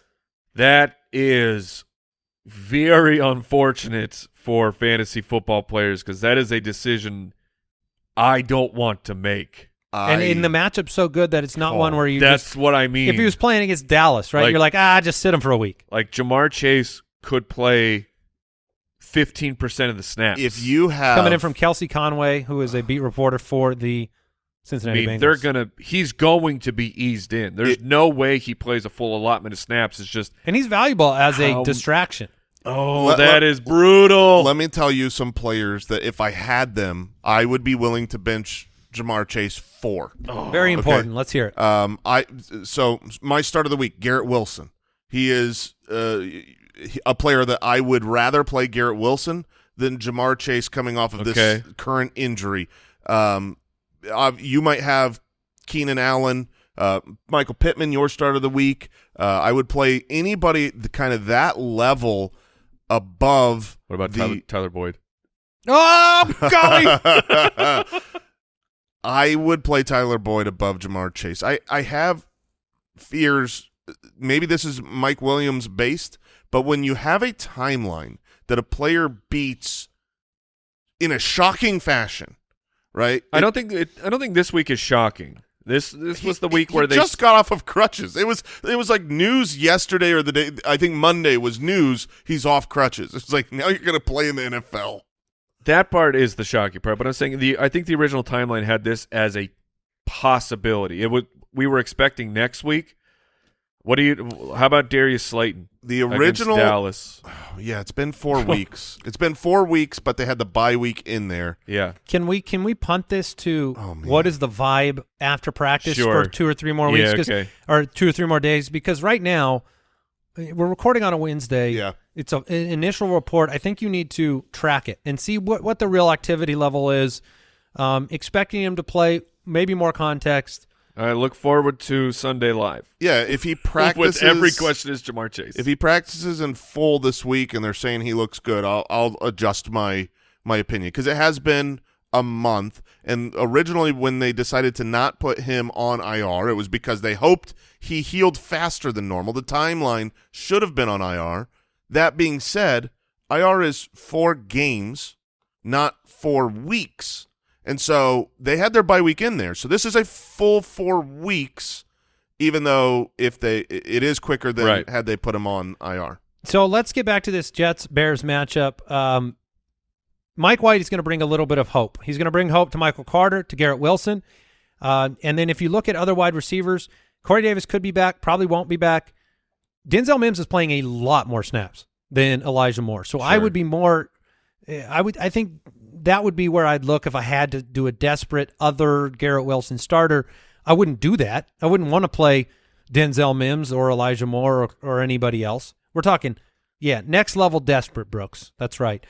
But Tyler Conklin, does he get reborn in the Mike White? Very possible Situation. It's not the best matchup where Conklin's a streaming candidate. Last 6 weeks, Bears 5th against tight ends. So I'd probably not do it. I wouldn't. I'd like Foster Moreau. I'd stream him over Conklin this week. The Jets games have hit the under 5 straight times. The defense is playing very well. In the last 6 weeks, 7th against quarterbacks, 9th against running backs, 3rd against wide receivers.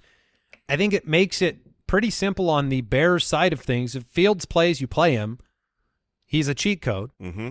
David Montgomery is going to get 80+% Yes. of snaps, and so you have to force him into your lineup. It's not a great matchup. No, he's not going to do great things, but enough opportunities where he should be, double-digit fantasy points, you hope. And do I get credit for any touchdown guarantees if Claypool scores 1 on the year? Sure. Okay. Yeah, absolutely. Yeah, we'll let that roll over. What are you doing with Mooney this week? It's a tough matchup. The Jets are number 1 in the league against wide receivers. I'm trying to bench him. Okay. And also, when it comes to Justin Tyler Boyd or Darnell Mooney? Sorry. Boyd. Okay. Yeah, Boyd. When it comes to Justin Fields, if he's playing, obviously, you can stay in the flames. Like last week, we talked about basically, it was like Mahomes and Fields, like as the next best option. You just do it no matter what. I see Fields this week a little bit scarier, but because of the combination of the injury and the matchup, where if you were a team that had Tua, and you picked up Justin Fields, because a lot of the Justin Fields managers, they've got another good quarterback. They just happen to pick him up off of waivers. There are other options I would start over Fields in this specific matchup. Not Brady, though, would you? I'd still be playing Fields, at least myself. Yeah, I'll play Fields above Brady. That's really close for me. I still want, Brady is not putting up any impressive games yet, and we've been waiting for touchdowns. it, and we've been saying the same thing, but 19, 13, 11, 17, 15, 16. That is his last. The exact same way that we were talking about how Devin Singletary was due touchdowns, Chris Godwin was due touchdowns, all these players, the regression, because the other metrics outside of touchdowns were all good. That is Brady. We didn't get into the quarterbacks, but he would have been the number one of the touchdowns are going to come. He's on pace for 4,700 yards, not throwing interceptions. Yeah, 2.8% touchdown rate. Yeah, that's not Brady's career, and that's not what he's doing right now, between the 20s. It just feels like the bomb, the timer keeps resetting to 3, 2, 1, and then it said 3, 2, 1, 3. Every week we've been saying it, and I'm just sad. Yeah, it's been frustrating. We all want it to happen. So Cole Kmet, I mean, yeah, sure. that is the one area of the Jets defense schedule adjusted, giving up over 10 points a game to tight ends. I mean, there's probably a lot of other names I'd go to. Njoku or Kmet? Because I think I'd still stay in the flames with I'd Kmet. go with Cole Kmet I would as well. over the Njoku injury. The Atlanta Falcons are 5-6, Mike, and they take on the Washington Commanders, who are 6-5, Mike. The Palindrome. DraftKings Sportsbook line is Washington -4.5. The over-under is 42. Both teams are in the mix for the wild card. Yes, that's true. The Falcons are better than the Cardinals. I just want to put it out there for preseason expectations. That's where we're at, Cardinal fans. Good work, Atlanta. They did win last week. This is going to be an interesting one to break down because the Washington defense is ascending in a big way. 3rd against running backs the last 6 weeks. 8th against wideouts. 1st against tight ends. Now they are adding Chase Young to the mix.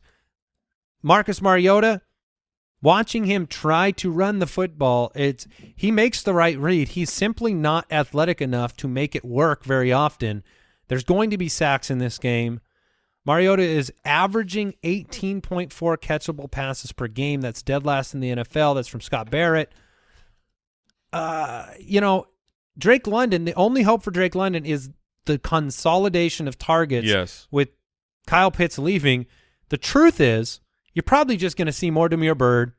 You're probably just going to see a distribution to other places, but I think you could take a dart throw with it. Yeah, I mean, the hope in this game is that the Falcons offense can do something because, Mike, your start of the week, Terry McLaurin, I love Terry McLaurin. I love the matchup against the Falcons. Part of the reason that the Falcons have been such a good matchup to play against for the passing game is because they've been surprisingly scoring a lot. So I worry in this game with the way that the Commanders defense has been stepping up and the loss of Kyle Pitts, I worry about whether or not the Falcons will be able to score enough points to keep the Commanders passing the ball. I have no worries about Antonio Gibson. I think he's a very good start this week. Brian Robinson, we've kind of made him that barometer of the last good starting running back out there, kind of flex option. But can you start many people over on the Falcons side? Well, the hard part is I'm trying to look at these difficult matchups that they faced, and they haven't faced a ton of like top-tier defenses this year. They did beat San Francisco with 28 points back in Week 6, 15 points against Tampa's defense, 26 against New Orleans. I mean, I'm trying to find that path. I had the same thought, Jason, when he mentioned Terry McLaurin, and I was comforted by the other numbers he mentioned, which is just how many fantasy points to the wide receiver over the course of the year Washington had been giving up. But it is a little nerve-wracking because Atlanta does have to get into the end zone. Otherwise, they're going to play Brian Robinson and Antonio Gibson, and you'll see one of those 49-snap games for those running backs. Yeah, I mean, you know that Terry McLaurin's going to have his shot, and the Falcons' defense can't stop him. So if they pass it all, and it might just be in the first half, I still am very hopeful for both Heineke and McLaurin, but it's going to take the Falcons surprising us, which shouldn't be a surprise because they surprise us all season long with their ability to score and keep running the ball. And will Patterson be a bigger part of the offense now without Kyle Pitts as well? Like his target totals this year have been non-existent, only 4 over the past 3 weeks. Yeah, I think he has to be. The last 3 games he's been sub 50% snaps coming back from that injury. So Patterson or Mostert? I would go Mostert I'd there. go Mostert. Okay. Yeah, I was asking for a friend in my dynasty league. It's close. A friend of mine. But like even at the beginning of the year when he was dominating Cordell Patterson, the snap shares were not like astronomically higher. Like 49% this past week, but it was only 12 opportunities. In his big games, it was 61% of the snaps, 65. It's just they were giving him the ball more. And he's so good. We can't take that away from Cordell Patterson. Last week, you look at the fantasy finish, and you might be a little bit disappointed. But he had a 104-yard. Was it a kick or a kickoff or a punt? It was a kick return to take the record. Yeah, I mean he's great. So you can start Cordell Patterson. They need him badly. Little update for you. Maybe not that little. Corey Davis will be back. He has been close to getting back the last 2 weeks, and he is a full practice participant and will be back in the fold. So they want to set up Mr. White for a great game. Yeah, I mean this is he's a primary target in that offense, and he's definitely going to rise above your Mims or Elijah Moore category of target. So Antonio Gibson, quietly the RB18 on the year. This seems like a matchup you can play in. Brian Robinson, is he touchdown or bust? I think he's a flex option this week. Talked about Terry McLaurin. What about Curtis Samuel? Not until Carson Wentz comes back. And then Jahan Dotson has not been a part of the offense really. Only 2 receptions since the injury. Don't need to talk about him. What about Logan Thomas? Last week, Logan Thomas kind of got involved in the PPR universe. What did he finish with last week? 5 for 65? Targets. Yeah, I mean, first big. I guess he did that one time in week 4. I would need to see it at least one more time before I would stream him. Okay. The Broncos are 3-7.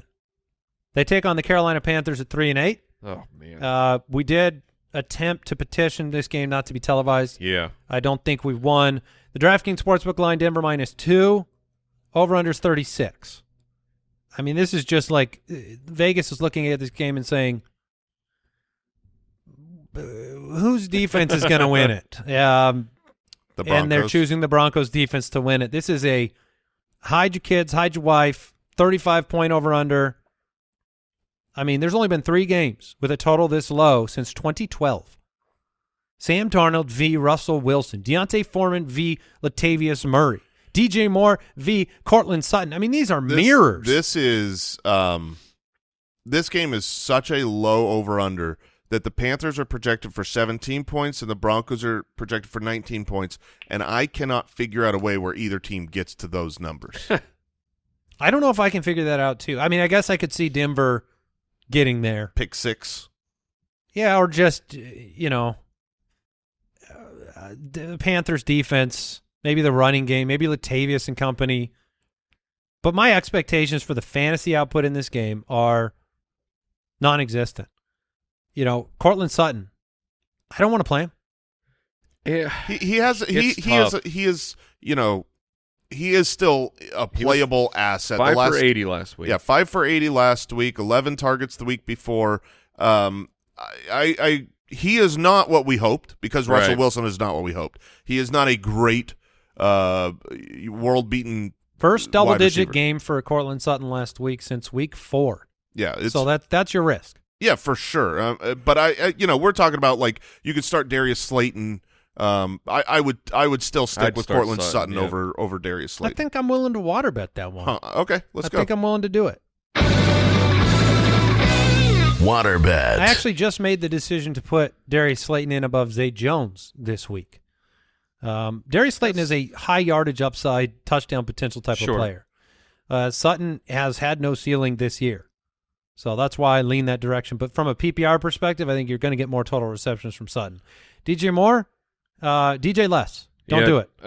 I'd be trying to find a way to not play him. Not against this defense. Against this defense, I don't want to play a single. Oh, let's do it. Let's bench the Panthers. Yeah, I don't want to play We are Foreman, there.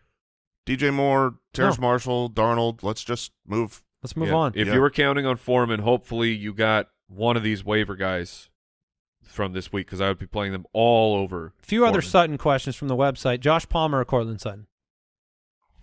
See, I'm going to go Palmer there. Palmer. Yeah, I'm going to stick with Fine Palmer. with that. Christian Watson or Cortland Sutton? That one's close. I'm going to play Watson there. has a ceiling. And Rashad White in the flex or Cortland Sutton in the flex? Ooh. I'll leave that to Mike. It's probably Sutton. I'll play Rashad mean, White. I mean, touchdown upside goes to Sutton on that one.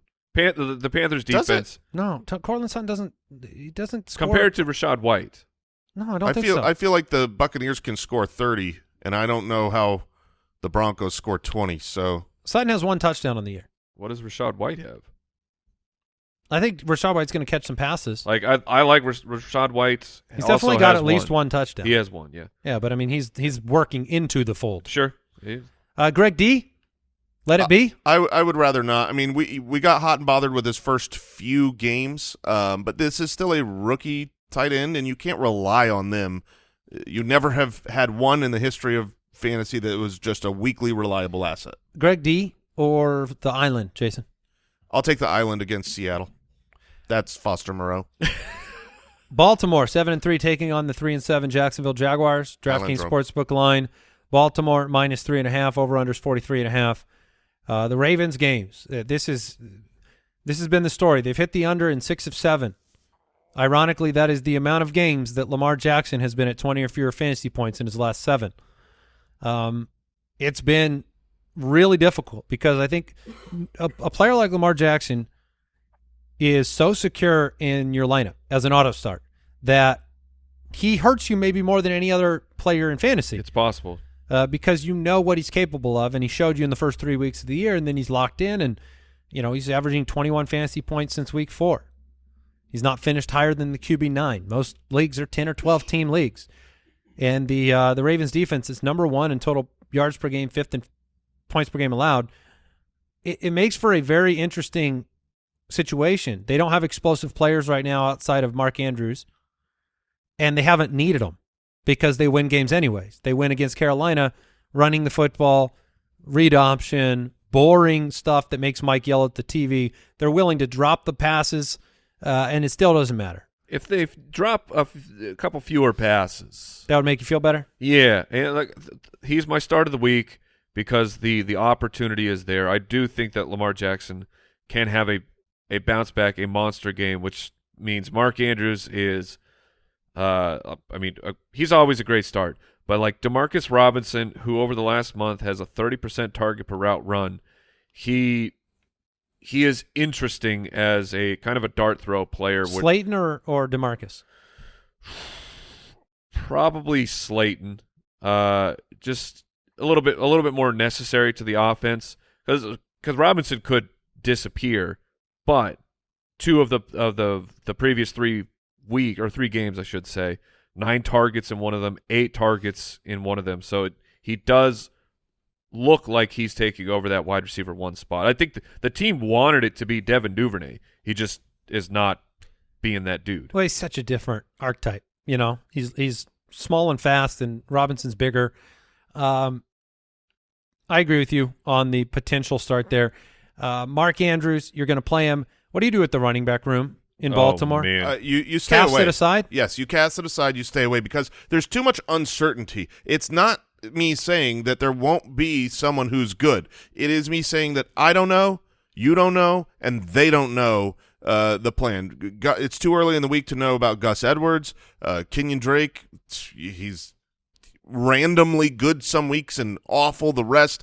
Justice Hill was worked in. So you just have to stay away from this running back room. If you throw one in, all you're doing is just praying for luck. And that's not how you're going to win most of your fantasy football games. Travis Etienne, you have to start him. The matchup's not great. It doesn't matter. You play him. But you play him. Christian Kirk, he's had a resurgence of late. He scored 7 touchdowns this year. Mentioned him in Never Not Working. I think you got to play him as well. This is not necessarily the game that I want to roll out the spot starter? Yeah, Zay Jones, you can always play him. You can always play him. He's good for 5 for 50, right? Do you got a spot that needs a start? Zay Jones. Well, let's do it. Mike, Zay Jones or Peoples Jones? Which one? Ooh. Jones decision. Or Marvin Jones. Or Julio Jones. I will go Peoples Jones. Yeah, P.P. Jones.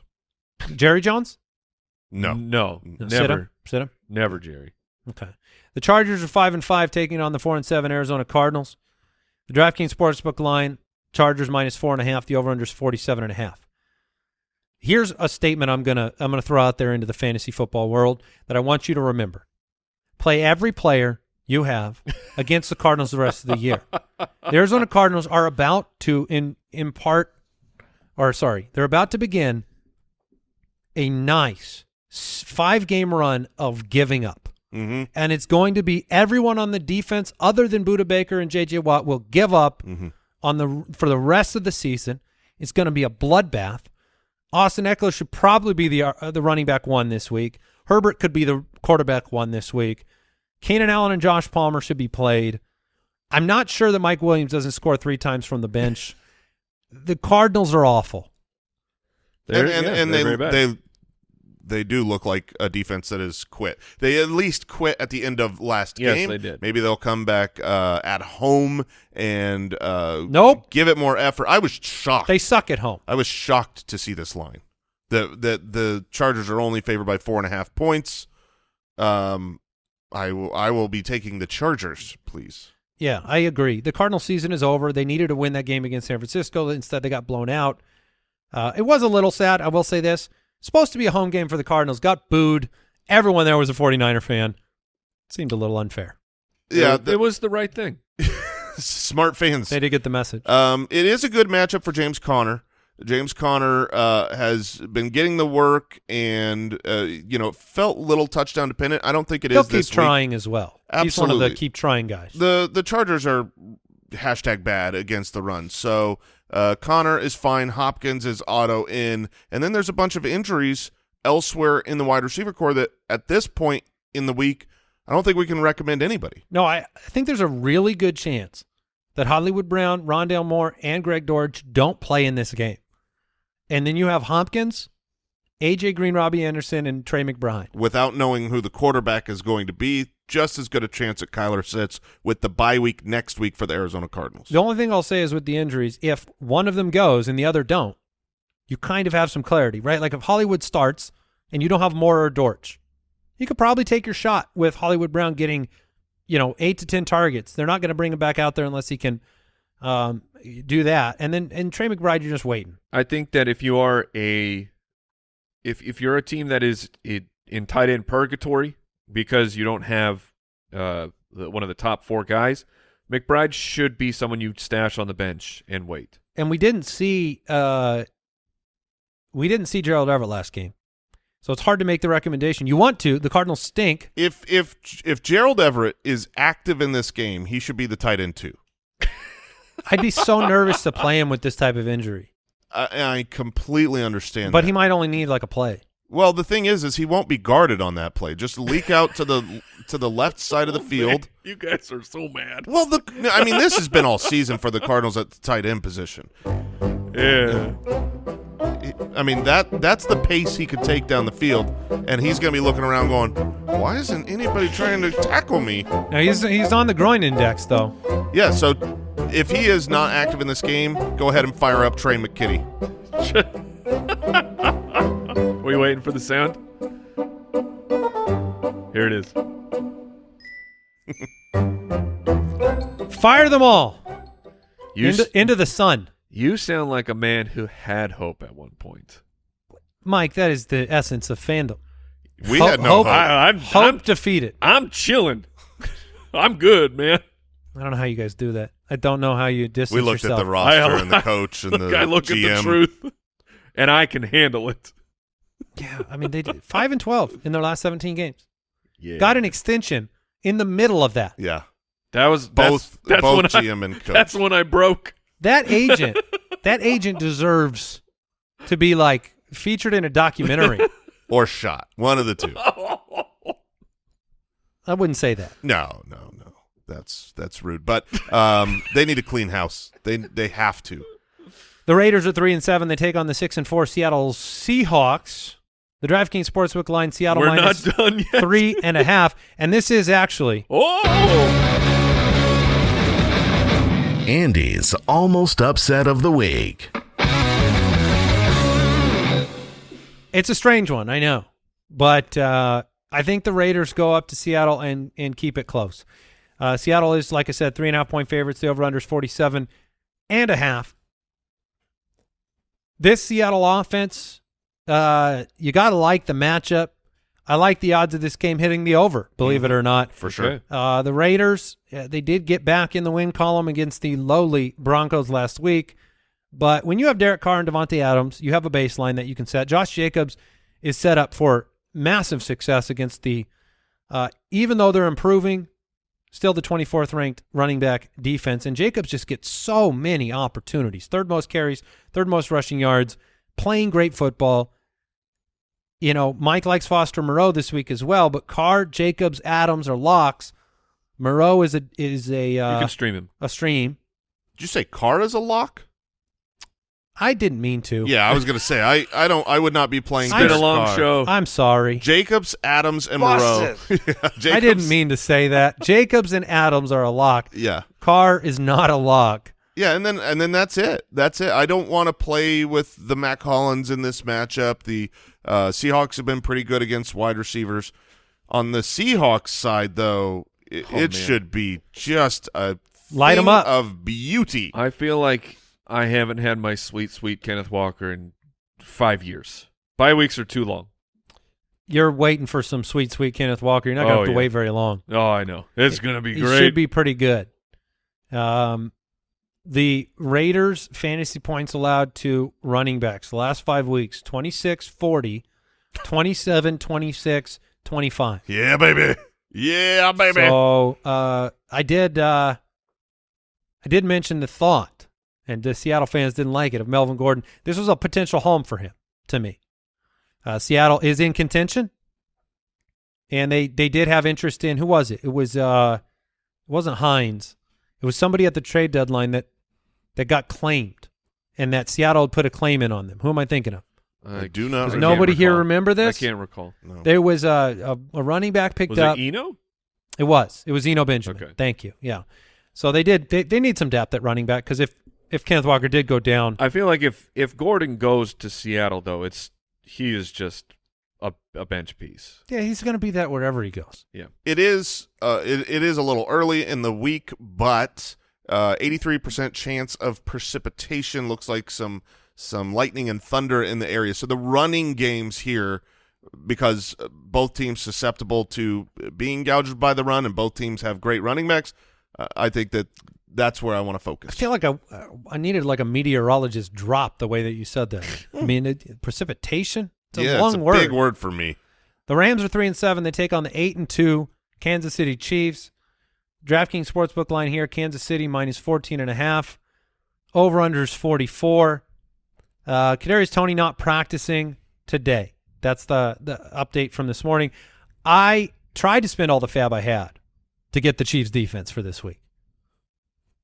Was unsuccessful. But, Okay. I mean, how good is this going to be? The Rams are projected for under 15 points.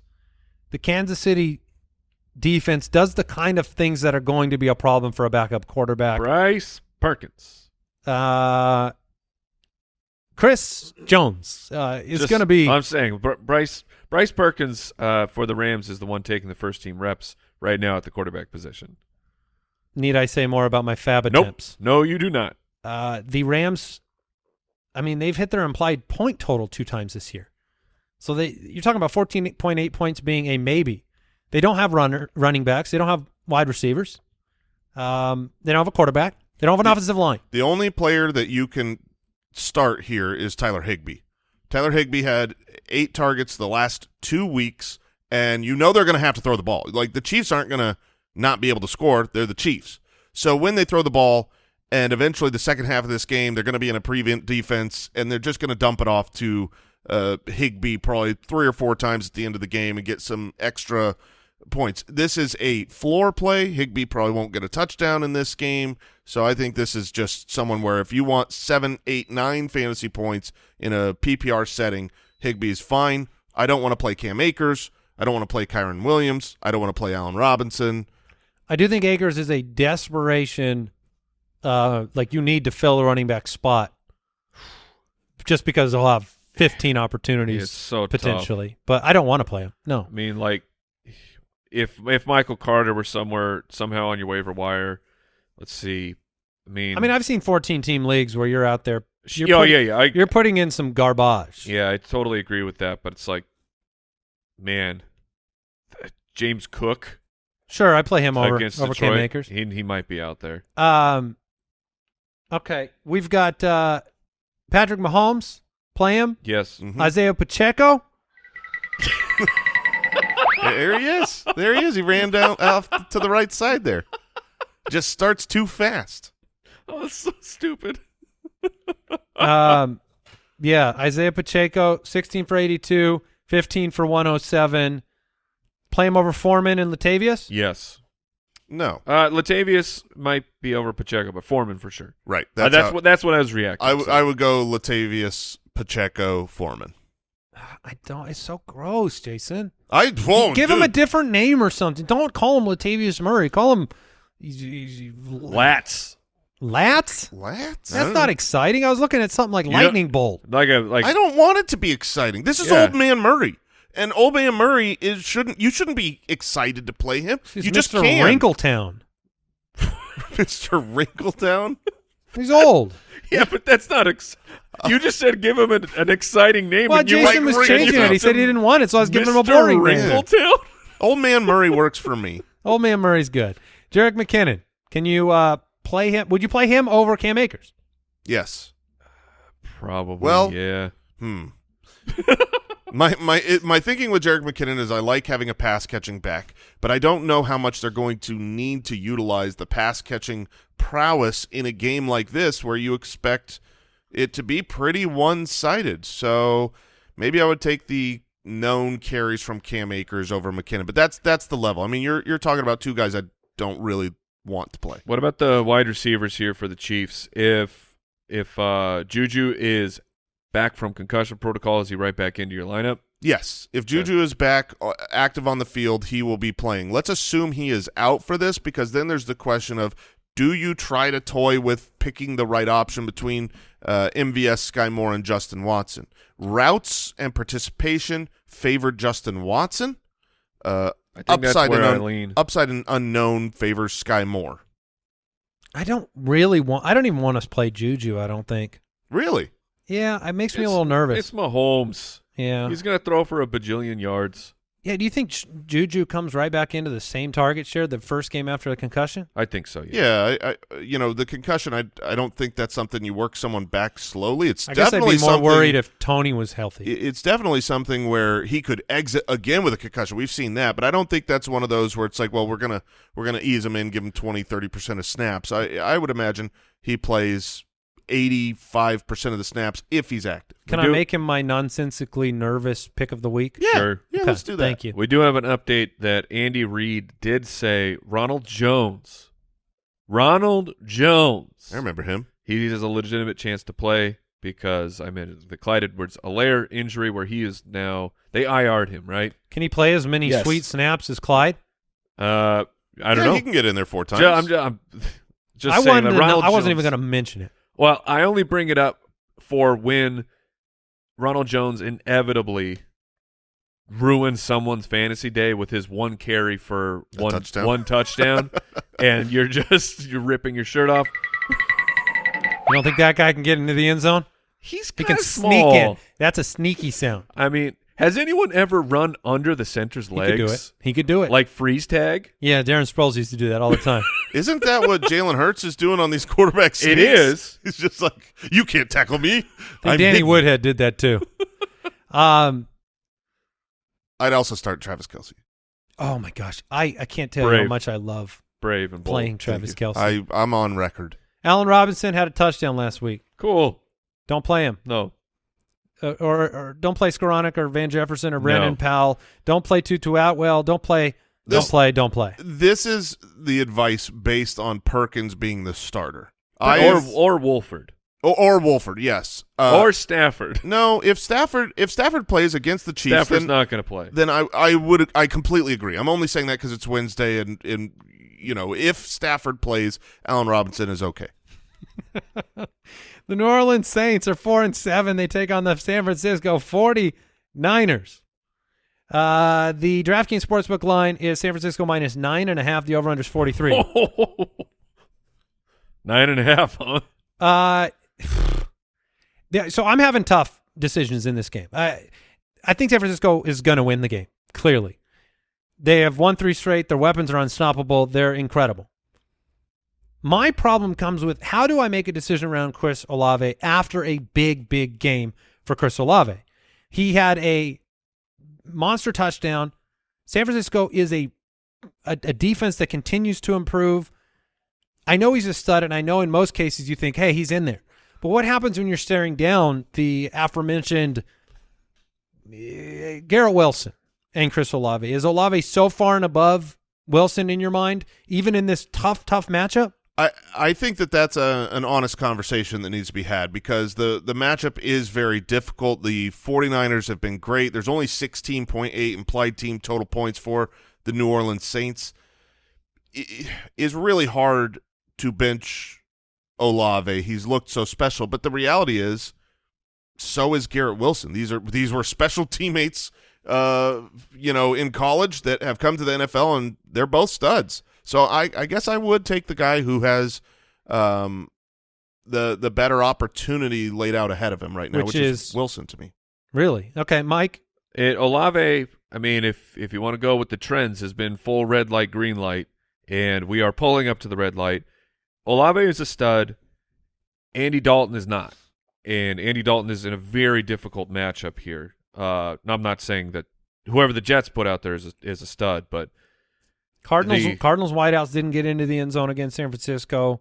Yeah, This is the matchup. You need scares Olave me. needs to catch 8 or 9 passes without a touchdown.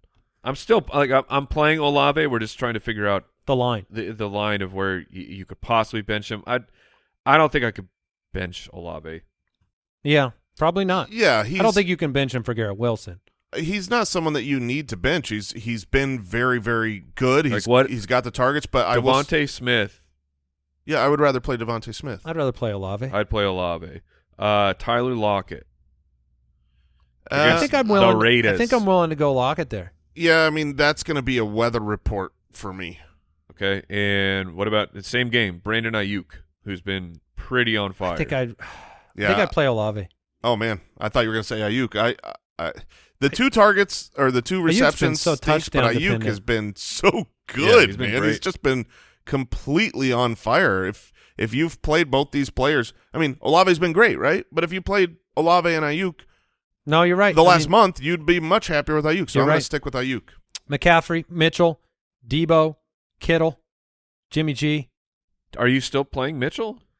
I mean, he looked juicy. I think Mitchell but is a 9. What was it? 9 opportunities. He had 9 carries to Christian McCaffrey's 7 carries. It's not a great play. James Cook or Elijah Mitchell? Oh, that level, I would go Mitchell. Elijah Mitchell. Brian Robinson or Elijah Mitchell? Brian Robinson. Okay. Give me the volume of Robinson. Yeah, Mitchell, you need. He's a nervous watch. He's almost like old school Kareem Hunt, where, the first 18 carries or first 18 opportunities or snaps or something, where Christian McCaffrey and you didn't see him on the field, but man, he's great when he comes out on the field. Their offensive line is getting it done. By the end of the game, Mitchell will have some carries, but does he rip off a long touchdown? That's the question. Alvin Kamara, Yes. you got to play him, but it Sucks, but it's not fun. George Kittle, big week last week. Big week. The Saints tough matchup. Yeah, I was going to say Saints are great against tight ends. You're not going to bench George Kittle, but if you're, this is user choice. This is what I have been doing. If your trade deadline is still open off of the monster week, I think you can get a lot for Kittle. I worry with the target distribution there. Last week was very predictable against the Arizona Cardinals that Kittle would go off. So in the right matchups, George Kittle should be great because he's so talented. In the bad matchups, I just don't think they need to use him. Why throw it to a guy who's easily guardable by a specific defensive style? And that's this game. So you're going to have to start him in good matchups and bad matchups. But I think the bad matchups for George Kittle, I think they're going to be like 2 fantasy points, like complete. Well, I think people got scared against the Chargers when he had 1 catch and the 2 targets. Yeah. He was double digits 3 weeks before that, and then obviously last week the big game, but probably less. He's just playing less integral to what they need to do. He used to be the song and the dance. When Debo and Ayuk are healthy, his numbers have been way, way worse. And then you add Christian McCaffrey, it's just like, this isn't a massive passing pie usually. Remember when we got Mike to ride with Juwan Johnson earlier in the show? Yeah, that was great. Good. 49ers defense, 5th against tight end. Yeah, but 18th the past 6 weeks. Yeah, it's about buddy. to go down. Okay. No, I'll buy it. I want to see it. You'll be jumping for joy in the studio. The Packers are 4-7. They take on the 9-1 Philadelphia Eagles. The DraftKings Sportsbook line here, Philadelphia -7. The over-under is 46. And no, Philly fans, I'm not doing it for a 3rd straight week. I'm not picking the Packers to upset your beloved Eagles. I don't think it happens because the Eagles are a much, much better football team. It was a good almost upset pick last week. Yeah. They barely pulled it out against the Colts. I know. And did you see Sirianni?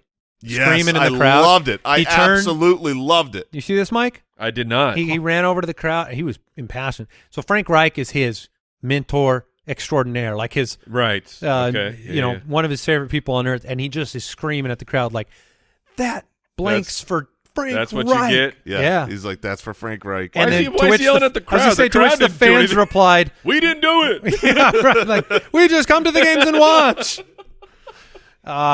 They're probably chirping, but Philly. This is a matchup that you're going to play your Philadelphia Eagles. Jalen Hurts, quarterback 3 on the year. Miles Sanders. I'd still play him. It's a good matchup, even though he has slowed down since the bye week. He's the RB25. A.J. Brown, he's slowed down too. It's been a bad couple of weeks for Brown, but he's a Still play stud. him. He's a Yeah, stud. ignore it. Play him. He's great. And Devonta Smith has been pretty good, especially without Dallas Goedert. The targets seem to be more secure for him. Wide receiver 37, though, over the last month for Devontae Smith. Yeah, that's but still 9 and 8 targets to each of the last 2 weeks. Yeah. Just giving you the Yeah. facts, No. man. He has been well very hot and cold, but I think the volume is sick. 2 weeks ago. He was actually really, really good.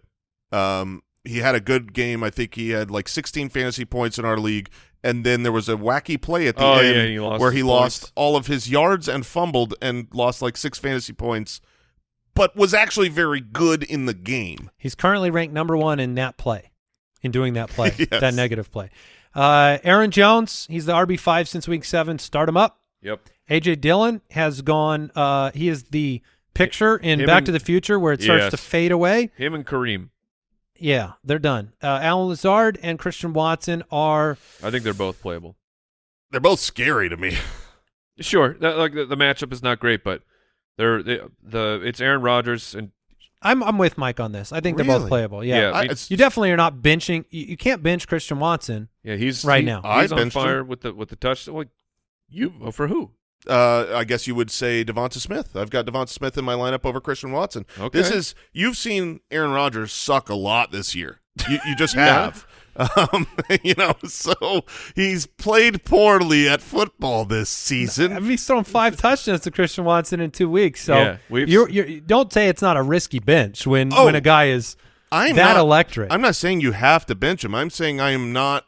I am fearful in this matchup. The Philadelphia Eagles are as good as it gets against the quarterback position. They're very good against wide receivers, and we've seen bad offense at many times for the Packers. Now, they had a good home stretch of games here, 2 back-to-back games in Lambeau where Aaron Rodgers looked good. And Christian Watson's healthy. And that's the thing.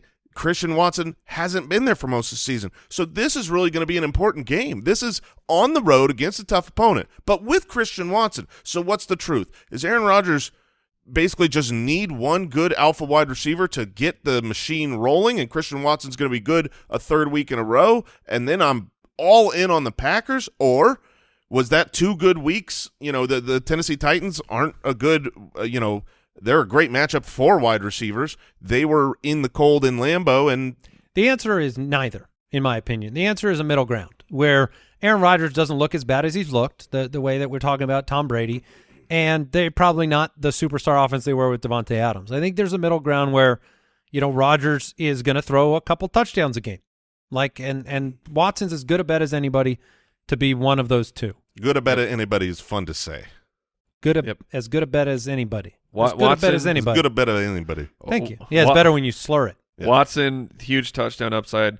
Allen Lazard, very disappointing production, 5 for 57, but he still had 11 targets, and that's double-digit targets in 2 of the last 3 games for him. He's a lower-end flex, especially if Allen Lazard's superpower is the touchdown. If you have someone else who can siphon that off, it's not as strong, but he's still in flex consideration. All right, we have a Monday Night Football match between the Pittsburgh Steelers at 3-7 and the 4-6-1 Colts. The DraftKings Sportsbook line, Indianapolis -2.5. The over/under is 39. Look, if they had pulled off the upset last week, which they were up 13-3 in the 4th quarter, the Colts, we'd be hearing a lot about the Jeff Saturday Colts this week. They'd be 5-5, still in contention. They did not pull it out. Good coaches win close games. All right. Well, he did not lead the men. Okay. All right. I like Mike's personal vendetta against the man that did nothing wrong. Did nothing wrong. What did you want him to do? Just I pass on the opportunity to be the head coach. Same. Out of respect for Frank Reich. Respect for the process. All right. We just got to get you into this situation where you have to turn one of these down, Mike. Well, now that Jeff Saturday has paved the way, there's a chance for you. Look, what's the contract? It's going to be really good, Mike. Dan, I'm all in. Yeah, okay. Shmoney. Mike Tomlin versus Jeff Saturday. Both teams look like they're outside of the playoff picture. Both teams have had troubles this year in a lot of ways. Kenny Pickett, look, he can make a couple of plays on a weekly basis, but like I said, last week the 22-yard touchdown was the longest of the year. He is consistently inconsistent. He is inaccurate at times, and it's just he has not taken the next step. Deontay Johnson has suffered because of it. George Pickens is good because he can score. Sure. Yeah, because he is the guy that gets the deep, valuable targets. And, that you don't have enough success. I love how you said it, consistently inconsistent. That is exactly what this rookie quarterback has been. And you kind of expect it, but he's been disappointing to me. I had higher hopes for his ability and his consistency. He looks lost on some plays, inaccurate. He looks Zach Wilson levels of inaccurate on some plays, and so I don't want the high volume Deontay Johnson of the valueless plays. I want here's a chance down the field, have George Pickens go up and grab the ball, and hopefully it's over the painted part of the field, And I think you can keep playing George right now. Yeah, that's the tough start sit for me is the George Pickens versus Garrett Wilson, where the Colts defense, 4th against wideouts, they only give up 20, right? And if you distribute that and you think about the utilization of Freiermuth, the fact Najee Harris is going to get 20 carries, you start to break all that down and you're saying, well, George Pickens has to end up in the end zone in this game or you might be disappointed. Freiermuth and Najee Harris are better plays to me. Get loose. 27% target share since week 7. They're going to need him. Yep. Jason, you're smirking. I'm guessing that's related to our matchup. I don't know. It is, yeah, Okay. You're right. All right. Is that because you're looking at my roster and my decisions? And No, I'm well familiar with it. I know the Pickens versus Garrett Wilson Garrett situation. Wilson debate. And Yeah, we'll find out. Honestly, we got Thanksgiving Day. Like, one fact this week for fantasy players is if you have start-sit decisions that come down to Sunday, Monday, you're going to get 3 games on Thursday to figure out your kind of trajectory.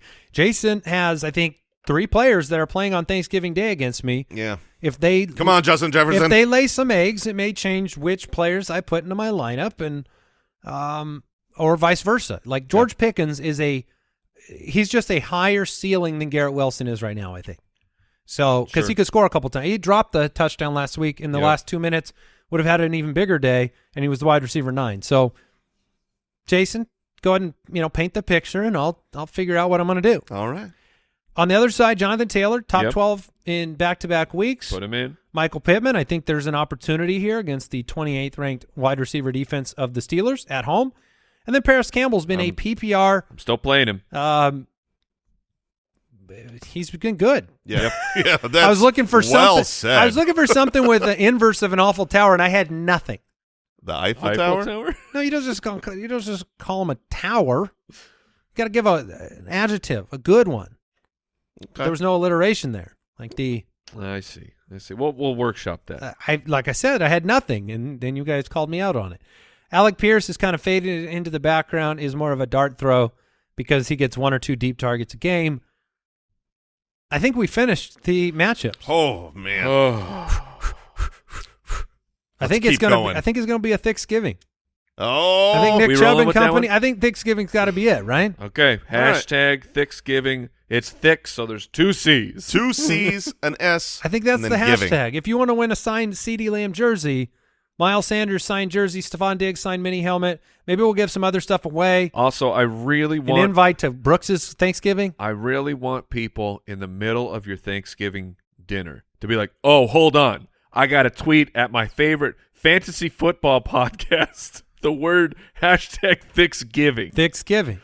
And Yeah. just see how your parents react. We wish you a very happy Thanksgiving. Let's overtake Thanksgiving with Thanksgiving. Yeah. The Hashtag rankings. Thanksgiving. Do it, and we'll be having our own Thanksgiving stuff in our faces on Thursday, watching the football games. Jason maybe with a nervous stomach facing me. You and I, we've played each other many times. We sure have. And we have a good kind of We rapport, have don't we? a great rapport where you always win. Doesn't matter if you've got the better team or not. Right now, I believe you're the 3rd high. We are the 3 highest point projections in our league. That's great. So it's going to be a battle. It's going to be thick. And this one, like last week between Mike and I, this is for a lot of marbles. If you lose this game, Andy, sayonara. You're out. See you later. Moving on to the Dynasty League focus, the most important league. We do have a couple injury updates. Justin Fields has been cleared to practice. He remains day to day. All right, he's going to play. So we will see. And the Texans will be starting Kyle Allen against the Manders. Well, that makes some sense. But also still play your Manders D. And Awesome Tower was really easy. I could have just gone Awesome Tower. Awful to awesome. That's a natural progression. Very low-hanging fruit. Al Borland. Yes, sir. I mean, he brought it was you. Yes, sir. You're a genius. Thank you. Into we still have time for this? Yeah, we do. You sure? The hard drive is not full yet. Dang it.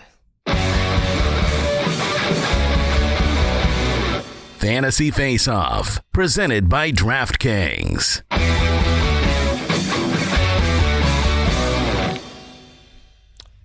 Well, Back into the fantasy face-off we go. We've each got I don't like that Papa Josh is smirking in Deucer's Alley already. I haven't spun the wheel yet. Oh, yeah. He is waiting with anticipation to see what I'm very ridiculous outfit I have to wear today before I reveal my amazing, just unbeatable lineup.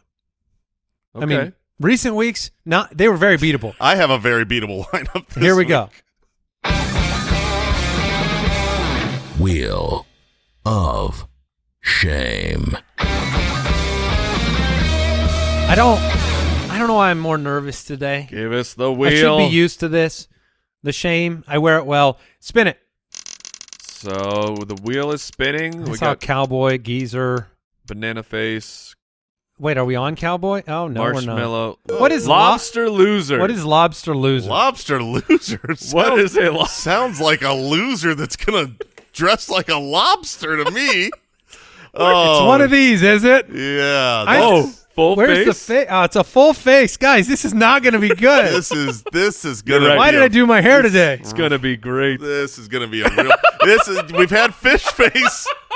I was a fish face once, and now we have a Oh, that's the terrible. lobster face is great. Do I have claws? You have my claws. Your claws. Clippity clop. Anybody ever have lobster for Thanksgiving? Oh, man, this one is good. Speak for yourself. Really like the fact that you now have claws, cannot use your computer well. You got your lineup ready, Lobster Boy? It's down there somewhere. Oh, fantastic. This is a living nightmare. YouTube.com/thefantasyfootballers to Oh, watch baby. a lobster be shamed. I really need to pull my lineup up. Okay, I got it. All right, I'll go got it. first, and while you're getting it ready, at the quarterback position, Joseph Burrow, 6,700. He is taking on the Tennessee Titans. Delightful matchup, and I thought that the price was too nice. I like that a lot. I think he's going to be in a lot of cash lineups. So I made my lineup very quickly yesterday. I said I'm playing with fire this week. I'm putting out a losable lineup, and it starts right here at 5,300. Oh, Taylor Heineke. he's streaming, baby. Want to touch the Heineke? What are you doing? I'm trying to lose in this game, but he's going to allow me to do some things I like. Is this bad podcast audio? Oh, no, this is great. The people love it. Loud and clear. I had Joe Burrow in there, Okay. but I switched. Lamar Jackson, Start of the week. Okay. 8,000. Wow. We have not had three different quarterbacks in quite some time. No, that's going to be Make sure you lean into the mic, Mr. Lobster. Is this helpful? That's better. Okay, I can't tell what sounds are being emitted from my lobster face. Your eyes are creeping me out. Yeah. I have a choice. I can either talk through the mouth holes like this, Okay. Oh, yeah. or I can look through the eye holes. Those are the two choices. Yeah, So I'll pivot to mouth when I'm talking, Okay. and eyes when I'm not. All right. Wow. At the running back position, I mean, come on. He's 6,900. Yep. Mr. Kenneth Walker III against the Raiders at home. Oh, crap. Absolute. Oh, You don't have Kenneth Walker? Oh, baby. What a loser. That's fantastic. And then I have one half of Andy's starting duo. My name is Jeff Wilson at home against the Houston Texans at just 5,900. Jason, I